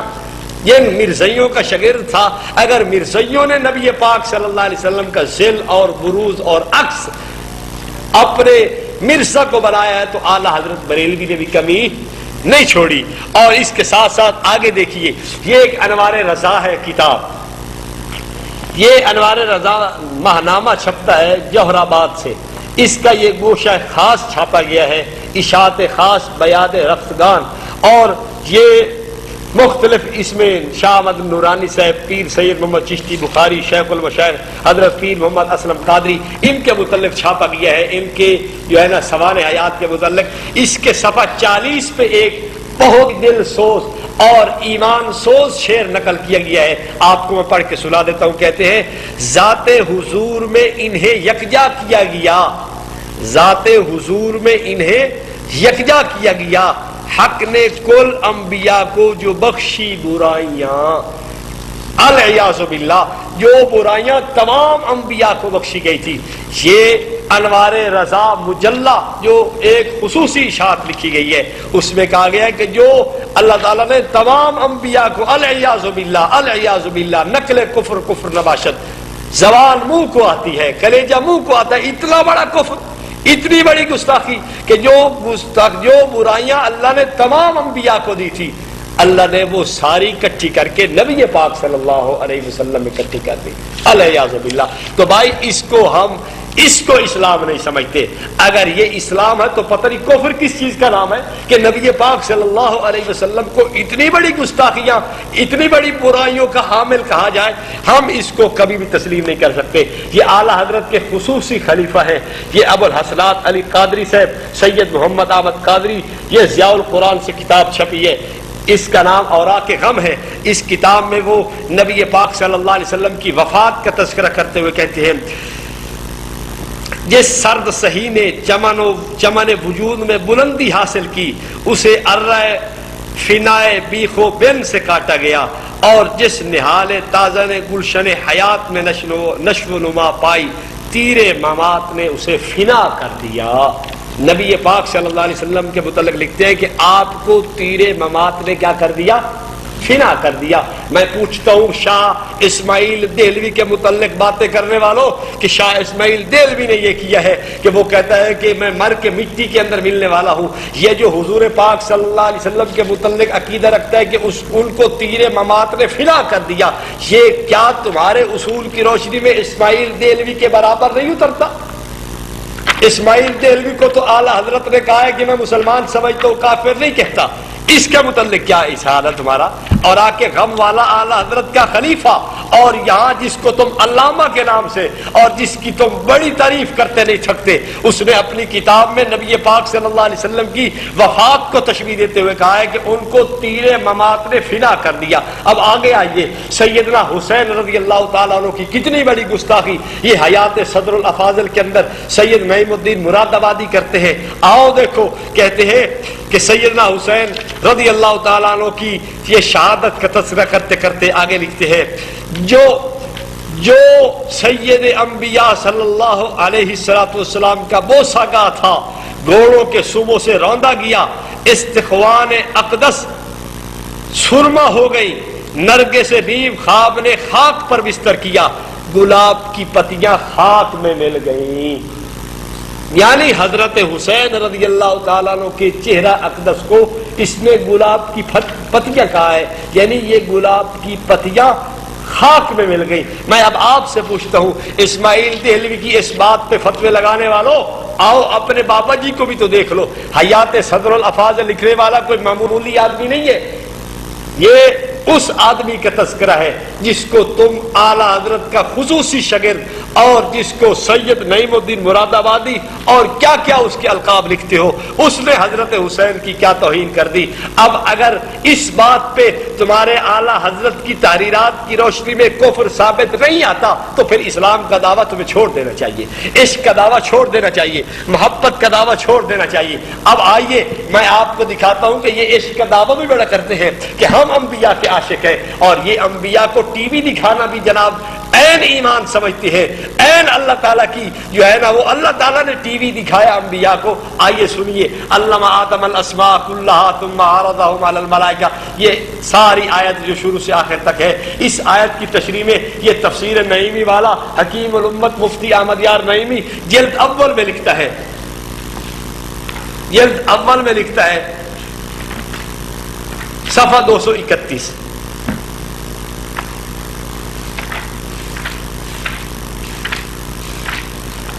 کہتا ہے آؤ سنیے بات، جو چیزیں قیامت تک کبھی بھی پیدا ہونے والی تھیں، مثلا ریلوے، موٹر کار، ٹیلی فون، ریڈیو، ہوائی جہاز، ٹی وی وغیرہ، یہ سب چیزیں ان کو دکھا کر، صرف دکھایا نہیں، بات ذہن میں رکھے، ٹی وی وغیرہ دکھا کر ایک بات، ان کے نام اور بنانے کی ترکیبیں بھی بتا کر، ان کے نام اور بنانے کی ترکیبیں، صرف نام ہی نہیں کہ یہ ٹی وی ہے نہیں، بلکہ بنانے کی ترکیب بھی بتائی کہ یہ کس طرح بنے گا ٹی وی، آگے دیکھیے، اور ان کے سارے حالات بتائے گئے، اور ان کے سارے حالات کہ اس کے اندر اتنے چینل چلتے ہیں، یہی حالات ہوں گے نا، اور کیا ٹی وی کے حالات ہیں، اس کے اتنے چینل ہوتے ہیں، سلطان رائے فلاں چینل پہ ملے گا، انڈیا کی گندی فلمیں فلاں چینل پہ ہوں گی، فلاں جگہ فلاں ہوگا، فلاں جگہ فلاں، حالات تو یہی ہے نا ٹی وی کے۔ اس ظالم نے حضرت آدم کی کتنی بڑی توہین کر دی، اور اسی نے اس جلد اول کے اندر آگے دیکھیے صفحہ 557 پہ ابا واستکبرا، اس پہ کہتا ہے حرص اور طمع سے بچو، کہ اسی نے آدم علیہ السلام کو جنت سے باہر کیا، یعنی آدم علیہ السلام میں حرص اور طمع تھی۔ ہم کہتے ہیں کہ سیدنا آدم کا یہ دانہ کھانا بھول کے تھا، قرآن خود کہتا ہے فَنَسِيَ آدم وَلَمْ نَجِدْ لَهُ عَزْمًا، آدم تو بھول گئے، ان کا نہ کوئی ارادہ تھا، نہ کوئی عزم تھا، نہ کوئی جزم تھا، لیکن یہ کہتا ہے کہ حرص اور طمع سے بچو، اسی نے آدم علیہ السلام کو جنت سے باہر کر دیا۔ تو اس نے آدم علیہ السلام کی توہین پہلے کتنی کر دی، ٹی وی تک دکھایا، حالات بتائے، اس کے بنانے کی ترکیبیں ساری سیدنا آدم علیہ السلام کو بتلا دی ہے، اور پھر کہتا ہے حرص و طمع کی وجہ سے آدم علیہ السلام جنت سے نکالے گئے۔ اچھا، حضرت انبیاء سارے کامیاب ہیں یا نہیں، آپ بتائیں۔ ہمارا ایمان ہے کہ تمام انبیاء کامیاب ہیں۔ خمینی اگر لکھے کہ انبیاء ناکام گئے، اور حضرت نبی پاک صلی اللہ علیہ وسلم کے متعلق بھی اس نے لکھا کہ ناکام گئے، ہم اس خمینی کے اس فعل کو کفر، اس قول کو کفر سمجھتے ہیں، اس کو ایمان نہیں سمجھتے۔ آپ اس خمینی کو روتے ہو، میں اس پاکستان کے خمینی کو روتا ہوں۔ آؤ دیکھو اس مفتی اقتدار احمد نعیمی نے صفحہ 925 پہ لکھا ہے، عصا اور غوا کا معنی صرف ایک دفعہ لغزش کھائی اور ایک ہی دفعہ ناکام ہوئے۔ وَعَصَىٰ آدَمُ رَبَّهُ فَغَوَىٰ میں کہتا ہے عصا اور غوا کا معنی صرف ایک دفعہ لغزش کھائی اور ایک ہی دفعہ ناکام ہوئے۔ انبیاء علیہ السلام کو یہ ناکام کہنا ان کا شیوا ہے۔ ان کے ایک مولوی مفتی محمد عمر اشروی صاحب جن کو کہا جاتا ہے، اس نے مقیاس حنفیت کے اندر حضرت سیدنا موسیٰ علیہ السلام کے متعلق لکھا ہے کہ اپنے مقصد سے ناکام رہ گئے۔ حضرت موسیٰ علیہ السلام کو اس نے ناکام لکھا ہے، اور ان کی کتاب انوار شریعت جلد 2 صفحہ 55 پہ انہوں نے سیدنا عیسیٰ علیہ السلام کو ناکامیاب لکھا ہے۔ تو ناکام، تو انبیاء علیہ السلام کی توہین کرنا ان کے لیے کوئی بات نہیں ہے، یہ اس کو معمولی سمجھتے ہیں۔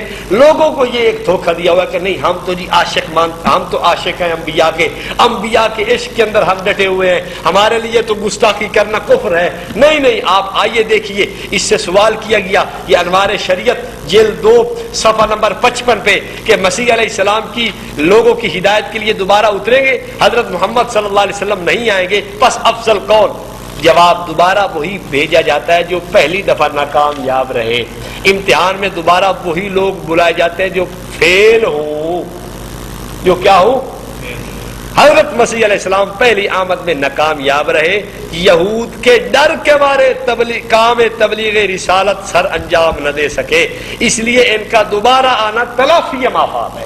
سیدنا عیسیٰ علیہ السلام کی یہی گستاخی نہیں بلکہ آپ ان کے دیوان محمدی کو اٹھائیے، اس میں لکھتے ہیں اللہ اکبر کبیرہ، لاکھوں جلائے آپ نے ٹھوک کر کے زور سے، اٹھتا نہیں مسیح سے مارا فرید کا۔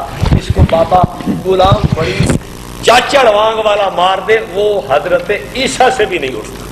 یعنی اس کی شان کو، اس کی عزت و عظمت کو انہوں نے حضرت عیسیٰ علیہ السلام سے بھی بڑھانے کی کوشش کی ہے. میں کہاں تک ان کفریات، ان کی گستاخیوں کو نقل کرتا چلا جاؤں. ایک بات میں اور نقل کرنا چاہتا ہوں. یہ کنز الایمان ہے. اس کنز الایمان کا حاشیہ خزائن العرفان ہے. اس حاشیے کے صفحہ 5 پہ انہوں نے مفتی سید نعیم الدین مراد آبادی نے ایک اصول لکھا ہے. اصول کیا ہے؟ کہتے ہیں قرآن پاک میں جا بجا انبیاء کرام کے بشر کہنے والوں کو کافر فرمایا گیا. کہتے ہیں کہ قرآن پاک میں جا بجا انبیاء کے بشر کہنے والوں کو کافر کہا گیا. بشر آدمی انسان ایک ہی بات ہے. یہ کہتے ہیں قرآن میں بشر کہنے والوں کو کافر کہا گیا. یعنی اصول یہ نکلا کہ جو نبی کو بشر کہے وہ کافر ہے. آؤ اس کے اپنے ممدوح اور اس کے اپنے شیخ اور اس کے اپنے مرشد اور اس کے اپنے بزرگ اور اس کے اعلیٰ حضرت کو دیکھ لیتے ہیں. اعلیٰ حضرت نے حامیم سجدہ کی قل انما انا بشر کی آیت کو آپ ملاحظہ فرمائیں. کیا ترجمہ کیا ہے؟ کہتا ہے قل انما انا بشر مثلکم، تم فرماؤ آدمی ہونے میں تو میں تم ہی جیسا ہوں. آدمی ہونے میں تم ہی جیسا ہوں. تو اس نے اپنے آپ کو، اس نے نبی پاک صلی اللہ علیہ وسلم کے متعلق جو ترجمہ کیا ہے صاف آدمی کہا یا نہیں کہا.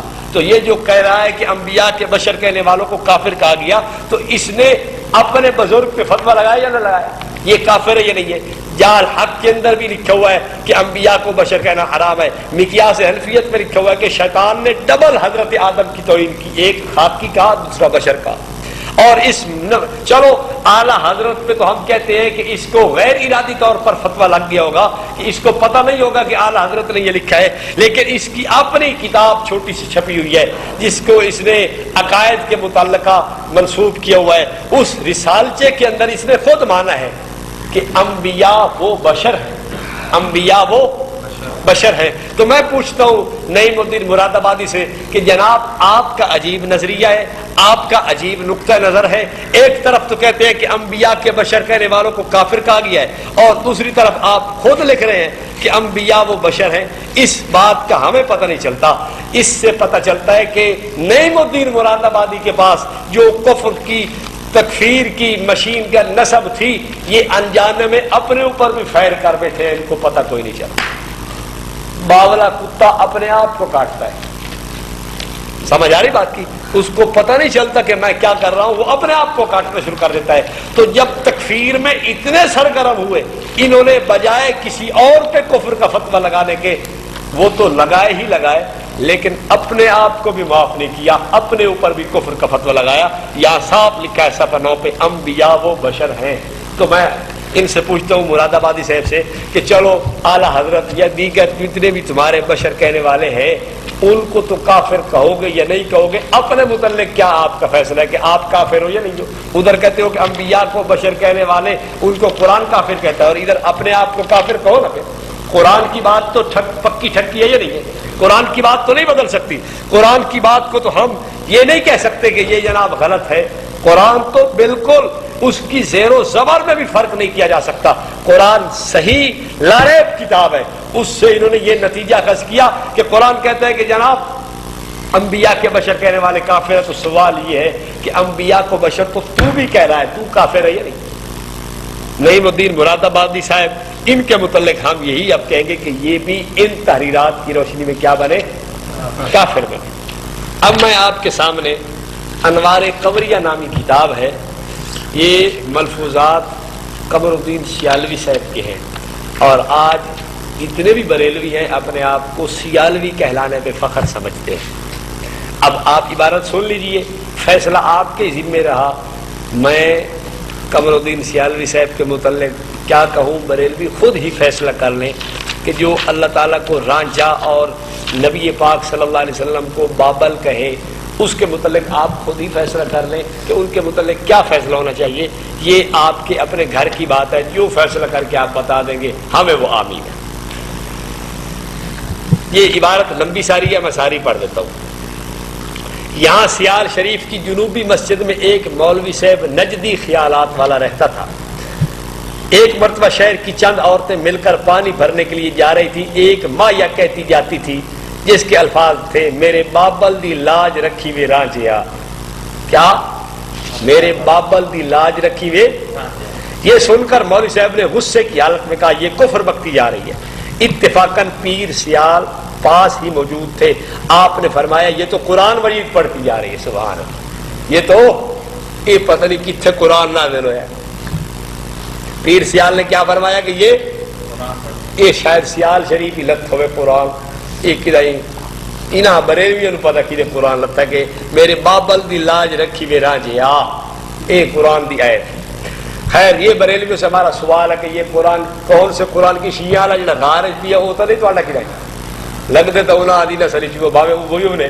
بہرحال یہ ان پہ سوال ہے کہ یہ خود ہی بتائیں گے کہ یہ جو قرآن کی آیت ہے یہ کس قرآن کی آیت ہے. خیر پیر صاحب کہنے لگے یہ تو قرآن پڑھتی جا رہی ہے. مولوی صاحب یہ سن کر آپے سے باہر آنے لگے اور کہا یہ بھی کفر ہے کہ اس کو قرآن کہنا یہ بھی کفر ہے. مولوی صاحب صحیح فیصلہ لیا.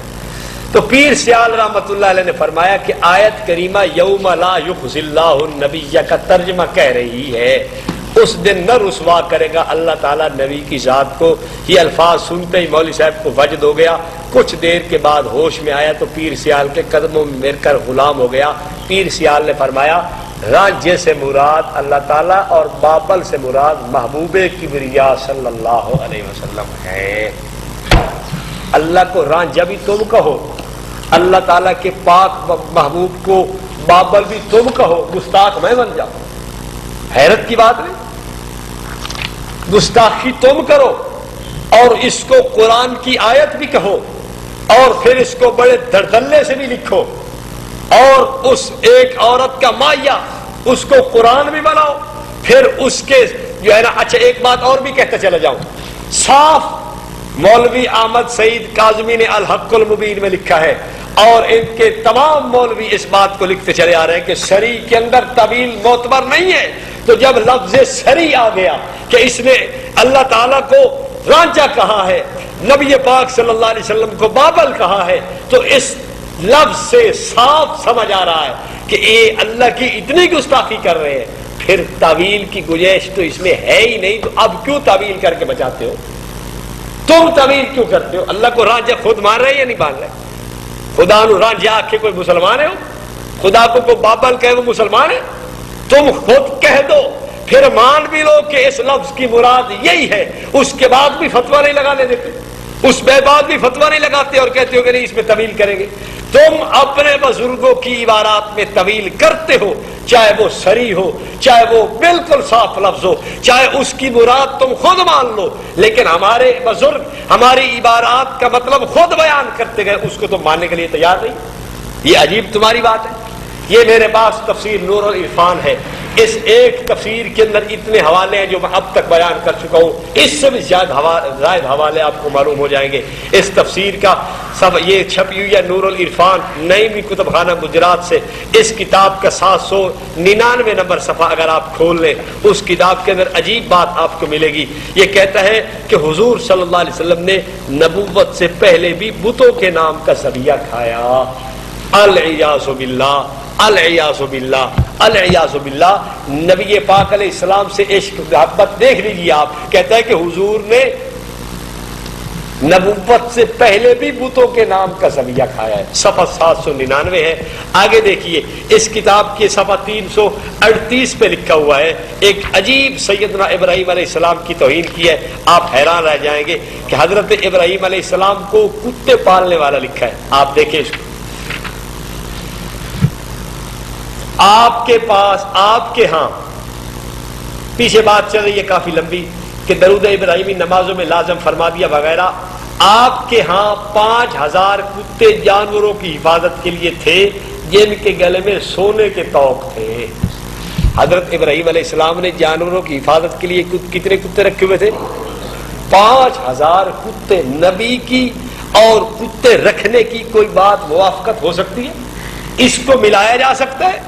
ہو نبی, صرف نبی نہیں جد الانبیاء ہو, صرف جد الانبیاء نہیں ابو الانبیاء ہو, صرف ابو الانبیاء نہیں بہت بڑی عظمت والا نبی ہو اور بہت بڑی عظمت والا رسول ہو, اس کو کہا جائے کہ اس نے کتے رکھے ہوئے تھے 5000 کتا.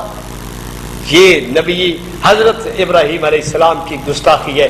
اس کو مسلمان کبھی بھی ایمان اور مسلمان کبھی بھی ان کی عزت و عظمت اور منقبت نہیں کہہ سکتے. ہم اس کو بالکل صراحتاً گستاخی سمجھتے ہیں. سیدنا ابراہیم علیہ السلام کی گستاخی ہے. اور اسی کتاب کے صفحہ 778 پہ لکھا ہوا ہے کہ حضرت آدم علیہ السلام کے متعلق عجیب انہوں نے گستاخی والا پہلو لکھا ہے. کہتے ہیں کہ حضرت آدم علیہ السلام پیدائش سے پہلے متقی نہ بنے تھے. پیدائش سے پہلے متقی نہ بنے تھے، یعنی حضرت آدم علیہ السلام پیدائش ہونے کے بعد متقی ہوئے، پہلے متقی نہیں تھے. اور نبی کے لیے تقوی کا بھی انکار کر رہا ہے. تیرا احمد رضا تو اتنا اونچا ہو کہ اس کو تو کہے کہ نقطہ برابر خطا نہیں کر سکتا، اور نبی کو کہے کہ وہ پیدائش سے پہلے متقی نہیں تھا. ایک کمال نہیں اس بھیجے کا. نبی کو کہے کہ پیدائش سے پہلے متقی نہیں تھا، اور اپنے اعلی حضرت کو کہے کہ اس سے نقطہ برابر بھی خطا نہیں ہو سکتی. سیدنا یوسف علیہ السلام کے متعلق آپ سنیے. کہتا ہے یہ ان کا ابا جان نقی علی خان بٹیر بازی کا بڑا شوقین، اور جس کو جناب بہت بڑی مہارت تھی، چکلے بازی کا بڑا محتمم بنا ہوا تھا جناب. وہ اپنی کتاب سرور القلوب کے صفحہ 21 پہ لکھتا ہے جب یوسف علیہ السلام نے زلیخا کی جزا فضا پر نظر کی، یعقوب علیہ السلام کی صورت نظر آئی کہ دانتوں میں انگلی دابے کہتی ہے اے یوسف تیرا نام پیغمبروں میں لکھا ہے اور تو نادانوں کے کام کرتا ہے. حضرت یوسف علیہ السلام کے لیے نادانوں کا لفظ استعمال کیا اس نے. کیا نبوت جو عصمت رکھتی ہے، نبوت جو بہت بڑا مرتبہ رکھتی ہے، کیا نبوت کو ہر ایرا غیرہ آدمی لکھتا چلا جائے کہ تو نادانوں کے کام کرتا ہے؟ نقی علی خان سے پوچھنے والا کوئی نہیں. نقی علی خان کی یہی نقی علی کا خون جو انبیاء کے لیے بہت گستاخ تھا، جب اعلی حضرت کی شکل کے اندر آتا ہے تو اس نے پھر انبیاء کو معاف نہیں کیا، انبیاء پہ اس نے بہت بڑے فتاوی جات لگائے ہیں. اچھا یہ دیکھیے اعلی حضرت اپنی کتاب فتاوی رضویہ، اس کی فہرست جو ہے یہ فتاوی رضویہ کی جلد 15 اس کے صفحہ 260 پہ لکھتا ہے کہ کافر کے متعلق اصول لکھ رہا ہے ایسے شخص کو مولانا. نمبر 2 فخر مسلمانان. نمبر 3 ہادی اور رہبر قوم ماننا. اگر اس کے اقوال پر اطلاع کے بعد ہے خود کفر موجب غضب رب ہے. کسی کے اقوال سارے جان کر اس کو پھر مولانا کہنا، اعلی حضرت کہتا ہے یہ کفر ہے. میں آپ کو دکھاتا ہوں کہ ان لوگوں نے دیوبندیوں کو کافر لکھا ہے، یہ بات کو چھپی ڈھکی نہیں ہے. ان کے تمام بریلوی اعلی حضرت سے لے کر آج ادنا حضرت تک، کالا حضرت سے لے کر ادنا حضرت تک سارے علماء دیوبند کسر اللہ سوادهم کو اپنی گندی زبانوں سے کافر کہنے والے ہیں. لیکن دیکھو اس کفر کے فتوے میں اعلی حضرت خود پھنسا ہے. اس نے اپنی کتاب فتاوی رضویہ کے اندر جو اس کی فہارس چھپی ہے، اس فہارس کے اندر خود علماء دیوبند کو مولانا کہا ہے. میں کہتا ہوں کہ تو خود علماء دیوبند پہ کفر کا فتویٰ لگا رہا ہے. یہ حضرت گنگوئی کی بہت بڑی کرامت ہے کہ جو حضرت گنگوئی کو کافر کہنے والا ہے وہ خود حضرت گنگوئی کو مولانا کہہ رہا ہے، اور مولانا کہہ کے خود کفر کے گھاٹ. حضرت جو مولانا کہنے پر، کافر کے لیے مولانا کہنے پر کفر کا فتویٰ دے رہے ہیں، وہ خود حضرت گنگوئی کی کرامت دیکھیے. حضرت گنگوئی کو حسام الحرمین میں کافر لکھا ہے، اس نے تمہید ایمان میں کافر لکھا ہے. اس میں کافر لکھنے کے باوجود حضرت گنگوہی کی کرامت دیکھیے کہ اب جو فتاوی رضویہ چھپا ہے ان کا، اس کی فہارس صفحہ 169 پر حضرت گنگوہی کو مولانا لکھتا ہے. جواب مولانا مولوی رشید احمد گنگوہی وغیرہ. تو حضرت کو مولانا اس نے لکھا. صرف اس نے نہیں بلکہ اس کے اور کئی سارے نیچے ماننے والوں نے حضرات اکابر علماء دیوبند کے بڑی بڑی شخصیات کو مولانا کے نام کے ساتھ لکھا ہے. یہ صفحہ 94 پر ملک شیر محمد الوان، کتاب کا نام ہے انوار رضا. اس کتاب کے صفحہ 94 پر ملک شیر محمد الوان نے لکھا ہے مولانا محمود حسن. مولانا محمود حسن. تو ملک شیر محمد اوان بھی اعلی حضرت کے فتوے کی روشنی میں کافر ہو گیا. اور یہ اعلی حضرت کا بہت بڑا فضلہ خار مفتی محمد فیض احمد اویسی یہ لکھتا ہے اپنی کتاب اپنی کتاب سیدنا اعلی حضرت کے اندر اس کے مضمون ہے امام احمد رضا کا درس ادب، اس کے صفحہ 12 پہ لکھتا ہے مولانا کوثر نیازی نے اپنے مقالہ میں بیان کیا کہ میں صحیح بخاری کا درس مشہور دیوبندی شیخ الحدیث حضرت مولانا مولوی محمد ادریس کاندھلوی سے لیا ہے۔ تو حضرت کاندھلوی کو یہاں اس نے مولانا لکھا ہے، تو فیض احمد اویسی صاحب کافر۔ آگے چلیے، انوار ساتیہ کے اندر صفحہ 285 232 273 اس میں مفتی عبدالسمیع رامپوری نے یہاں مولانا احمد علی سہارنپوری کو اس نے یہاں لکھا ہے مولانا کے القاب کے ساتھ، اور بھی ان کے کافی سارے حضرات نے مولانا کے القاب لکھے ہیں۔ اسی انوار رضا کے اندر خواجہ قمر الدین سیالوی کے صاحبزادے خواجہ حمید الدین سیالوی نے حضرت مدنی رحمت اللہ علیہ کے متعلق جو القاب لکھے ہیں وہ بھی سنیے۔ مولانا سید حسین احمد مدنی شیخ الحدیث دارالعلوم دیوبند کی تالیف الشہاب ثاقب کا مطالعہ کیجیے۔ تو حضرت مدنی کو بھی مولانا کہا تو یہ خواجہ حمید الدین سیالوی بھی کافر بن گیا اعلیٰ حضرت کے فتوے کی روشنی میں۔ تو اعلیٰ حضرت نے ایک فائر سے کتنے بندے اڑا دیے، خود بھی اڑ گئے۔ نیچے آئیے، فیض احمد اویسی بھی اڑ گیا، نیچے آئیے حمید الدین سیالوی بھی اڑ گیا، ملک شیر محمد بھی اڑ گیا، اور اپنے دوست اور اپنے بزرگ عبدالسمیع رامپوری کو بھی اڑا کے رکھ دیا۔ ایک گولی لال ایجڑے بندے ڈال ہیں اعلیٰ حضرت کا کمال تھا، دیکھو یاد، یہ اعلیٰ حضرت کا کتنا بڑا کمال ہے۔ تو یہ میرے ہاتھ میں تفسیر نور العرفان ہے، اس کے ایک دو حوالے میں اور آپ کے سامنے لکھوانے کے بعد اس بات کو ختم کرنا چاہتا ہوں کہ نبی پاک صلی اللہ علیہ وسلم یا دیگر انبیاء یا اسلام کی کس قدر انہوں نے جو ہے نا توہین کی ہے کہ رسول محترم صلی اللہ علیہ وسلم اور آپ صلی اللہ علیہ وسلم کے جملہ اخوان جو آپ کے بھائی انبیاء علیہ السلام ہیں ان کی گستاخیاں یہ صاف لکھ رہے ہیں کہ 654 صفحہ پہ اسی نور العرفان کے کہ جو انبیاء کفار کے ہاتھوں شہید ہوئے وہ مجاہد نہ تھے، وہ مجاہد تو نبی بھلا مجاہد نہ ہو یہ کیسے ہو سکتا ہے؟ عام آدمی مجاہد بنا دیے تم نے، عام آدمی مجاہد ہے، تم اپنا مجاہد تحریک آزادی فضل حق خیر آبادی کو امیر المجاہدین کہتے ہو، فضل حق خیر آبادی کو امیر المجاہدین کہتے ہو، اور کہتے ہو کہ جو انبیاء کفار کے ہاتھوں شہید ہوئے وہ مجاہد نہ تھے، انبیاء کو مجاہد نہیں مانتے، اپنے فضل حق خیر آبادی کو امیر المجاہدین مانتے ہو۔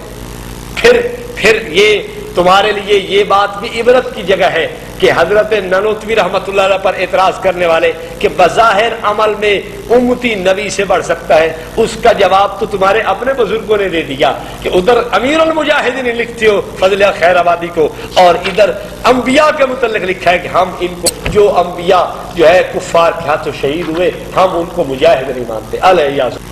انبیاء علیہ السلام کی کتنی بڑی توہین ہے، مسلمان اس کو گوارا ہی نہیں کر سکتے کہ اس بات کو بندہ بیان کرے اور سوچے کہ یار یہ بھی ہو سکتا ہے کہ حضرات انبیاء علیہ السلام کے مجاہد ہونے کی بھی نفی کر دی جائے۔ الیاذ باللہ۔ بھائی یہ ہمارا ایمان تو اس بات کا تقاضا نہیں کرتا کہ ہم اس بات کو ایمان سمجھے اور اس بات کو صحیح سمجھے کہ انبیاء تو مجاہد نہ ہو اور لٹر پٹر ان کے مولوی اور بات ان کے جناب جی وہ سارے کے سارے مجاہد ہو جائیں۔ یہ میرے ہاتھ میں مقام رسول ہے، اور اس مقام رسول کے صفحہ نمبر 24 پہ لکھا ہوا ہے، کیا لکھتے ہیں کہ ایک بزرگ عالم دین عاشق رسول حافظ مولانا محمد عارف احمد بہاولپوری احمد پوری رحمت اللہ علیہ نے، جس کا علامہ فیض احمد مدذلہ علامہ فیضی مدذلہ اور ان کے والد محترم علامہ پیر محمد ظریف صاحب فیضی رحمت اللہ علیہ کو لوگوں کی موجودگی میں بتایا، اے علامہ فیضی صاحب، حضرت خضر علیہ السلام پہلے بھی آپ کو شرف بخشنے کے لیے آپ کے پیچھے نماز جمعہ ادا فرما گئے ہیں، اور آئندہ جمعہ بھی آپ کے پیچھے اسی نورانی جامع مسجد میں ادا فرمائیں گے۔ ان کو بڑا شوق ہے انبیاء کی امامت کرانے کا۔ اس فیضی صاحب نے حضرت خضر علیہ السلام کی امامت کی، اور اعلیٰ حضرت بریلوی نے ملفوظات میں نبی پاک صلی اللہ علیہ وسلم کی امامت کا ذکر کیا ہے۔ برکات احمد کے جنازے کے متعلق کہتا ہے کہ برکات احمد کا جنازہ کسی نے خواب میں دیکھا کہ حضور صلی اللہ علیہ وسلم تشریف لے کے جا رہے ہیں، پوچھا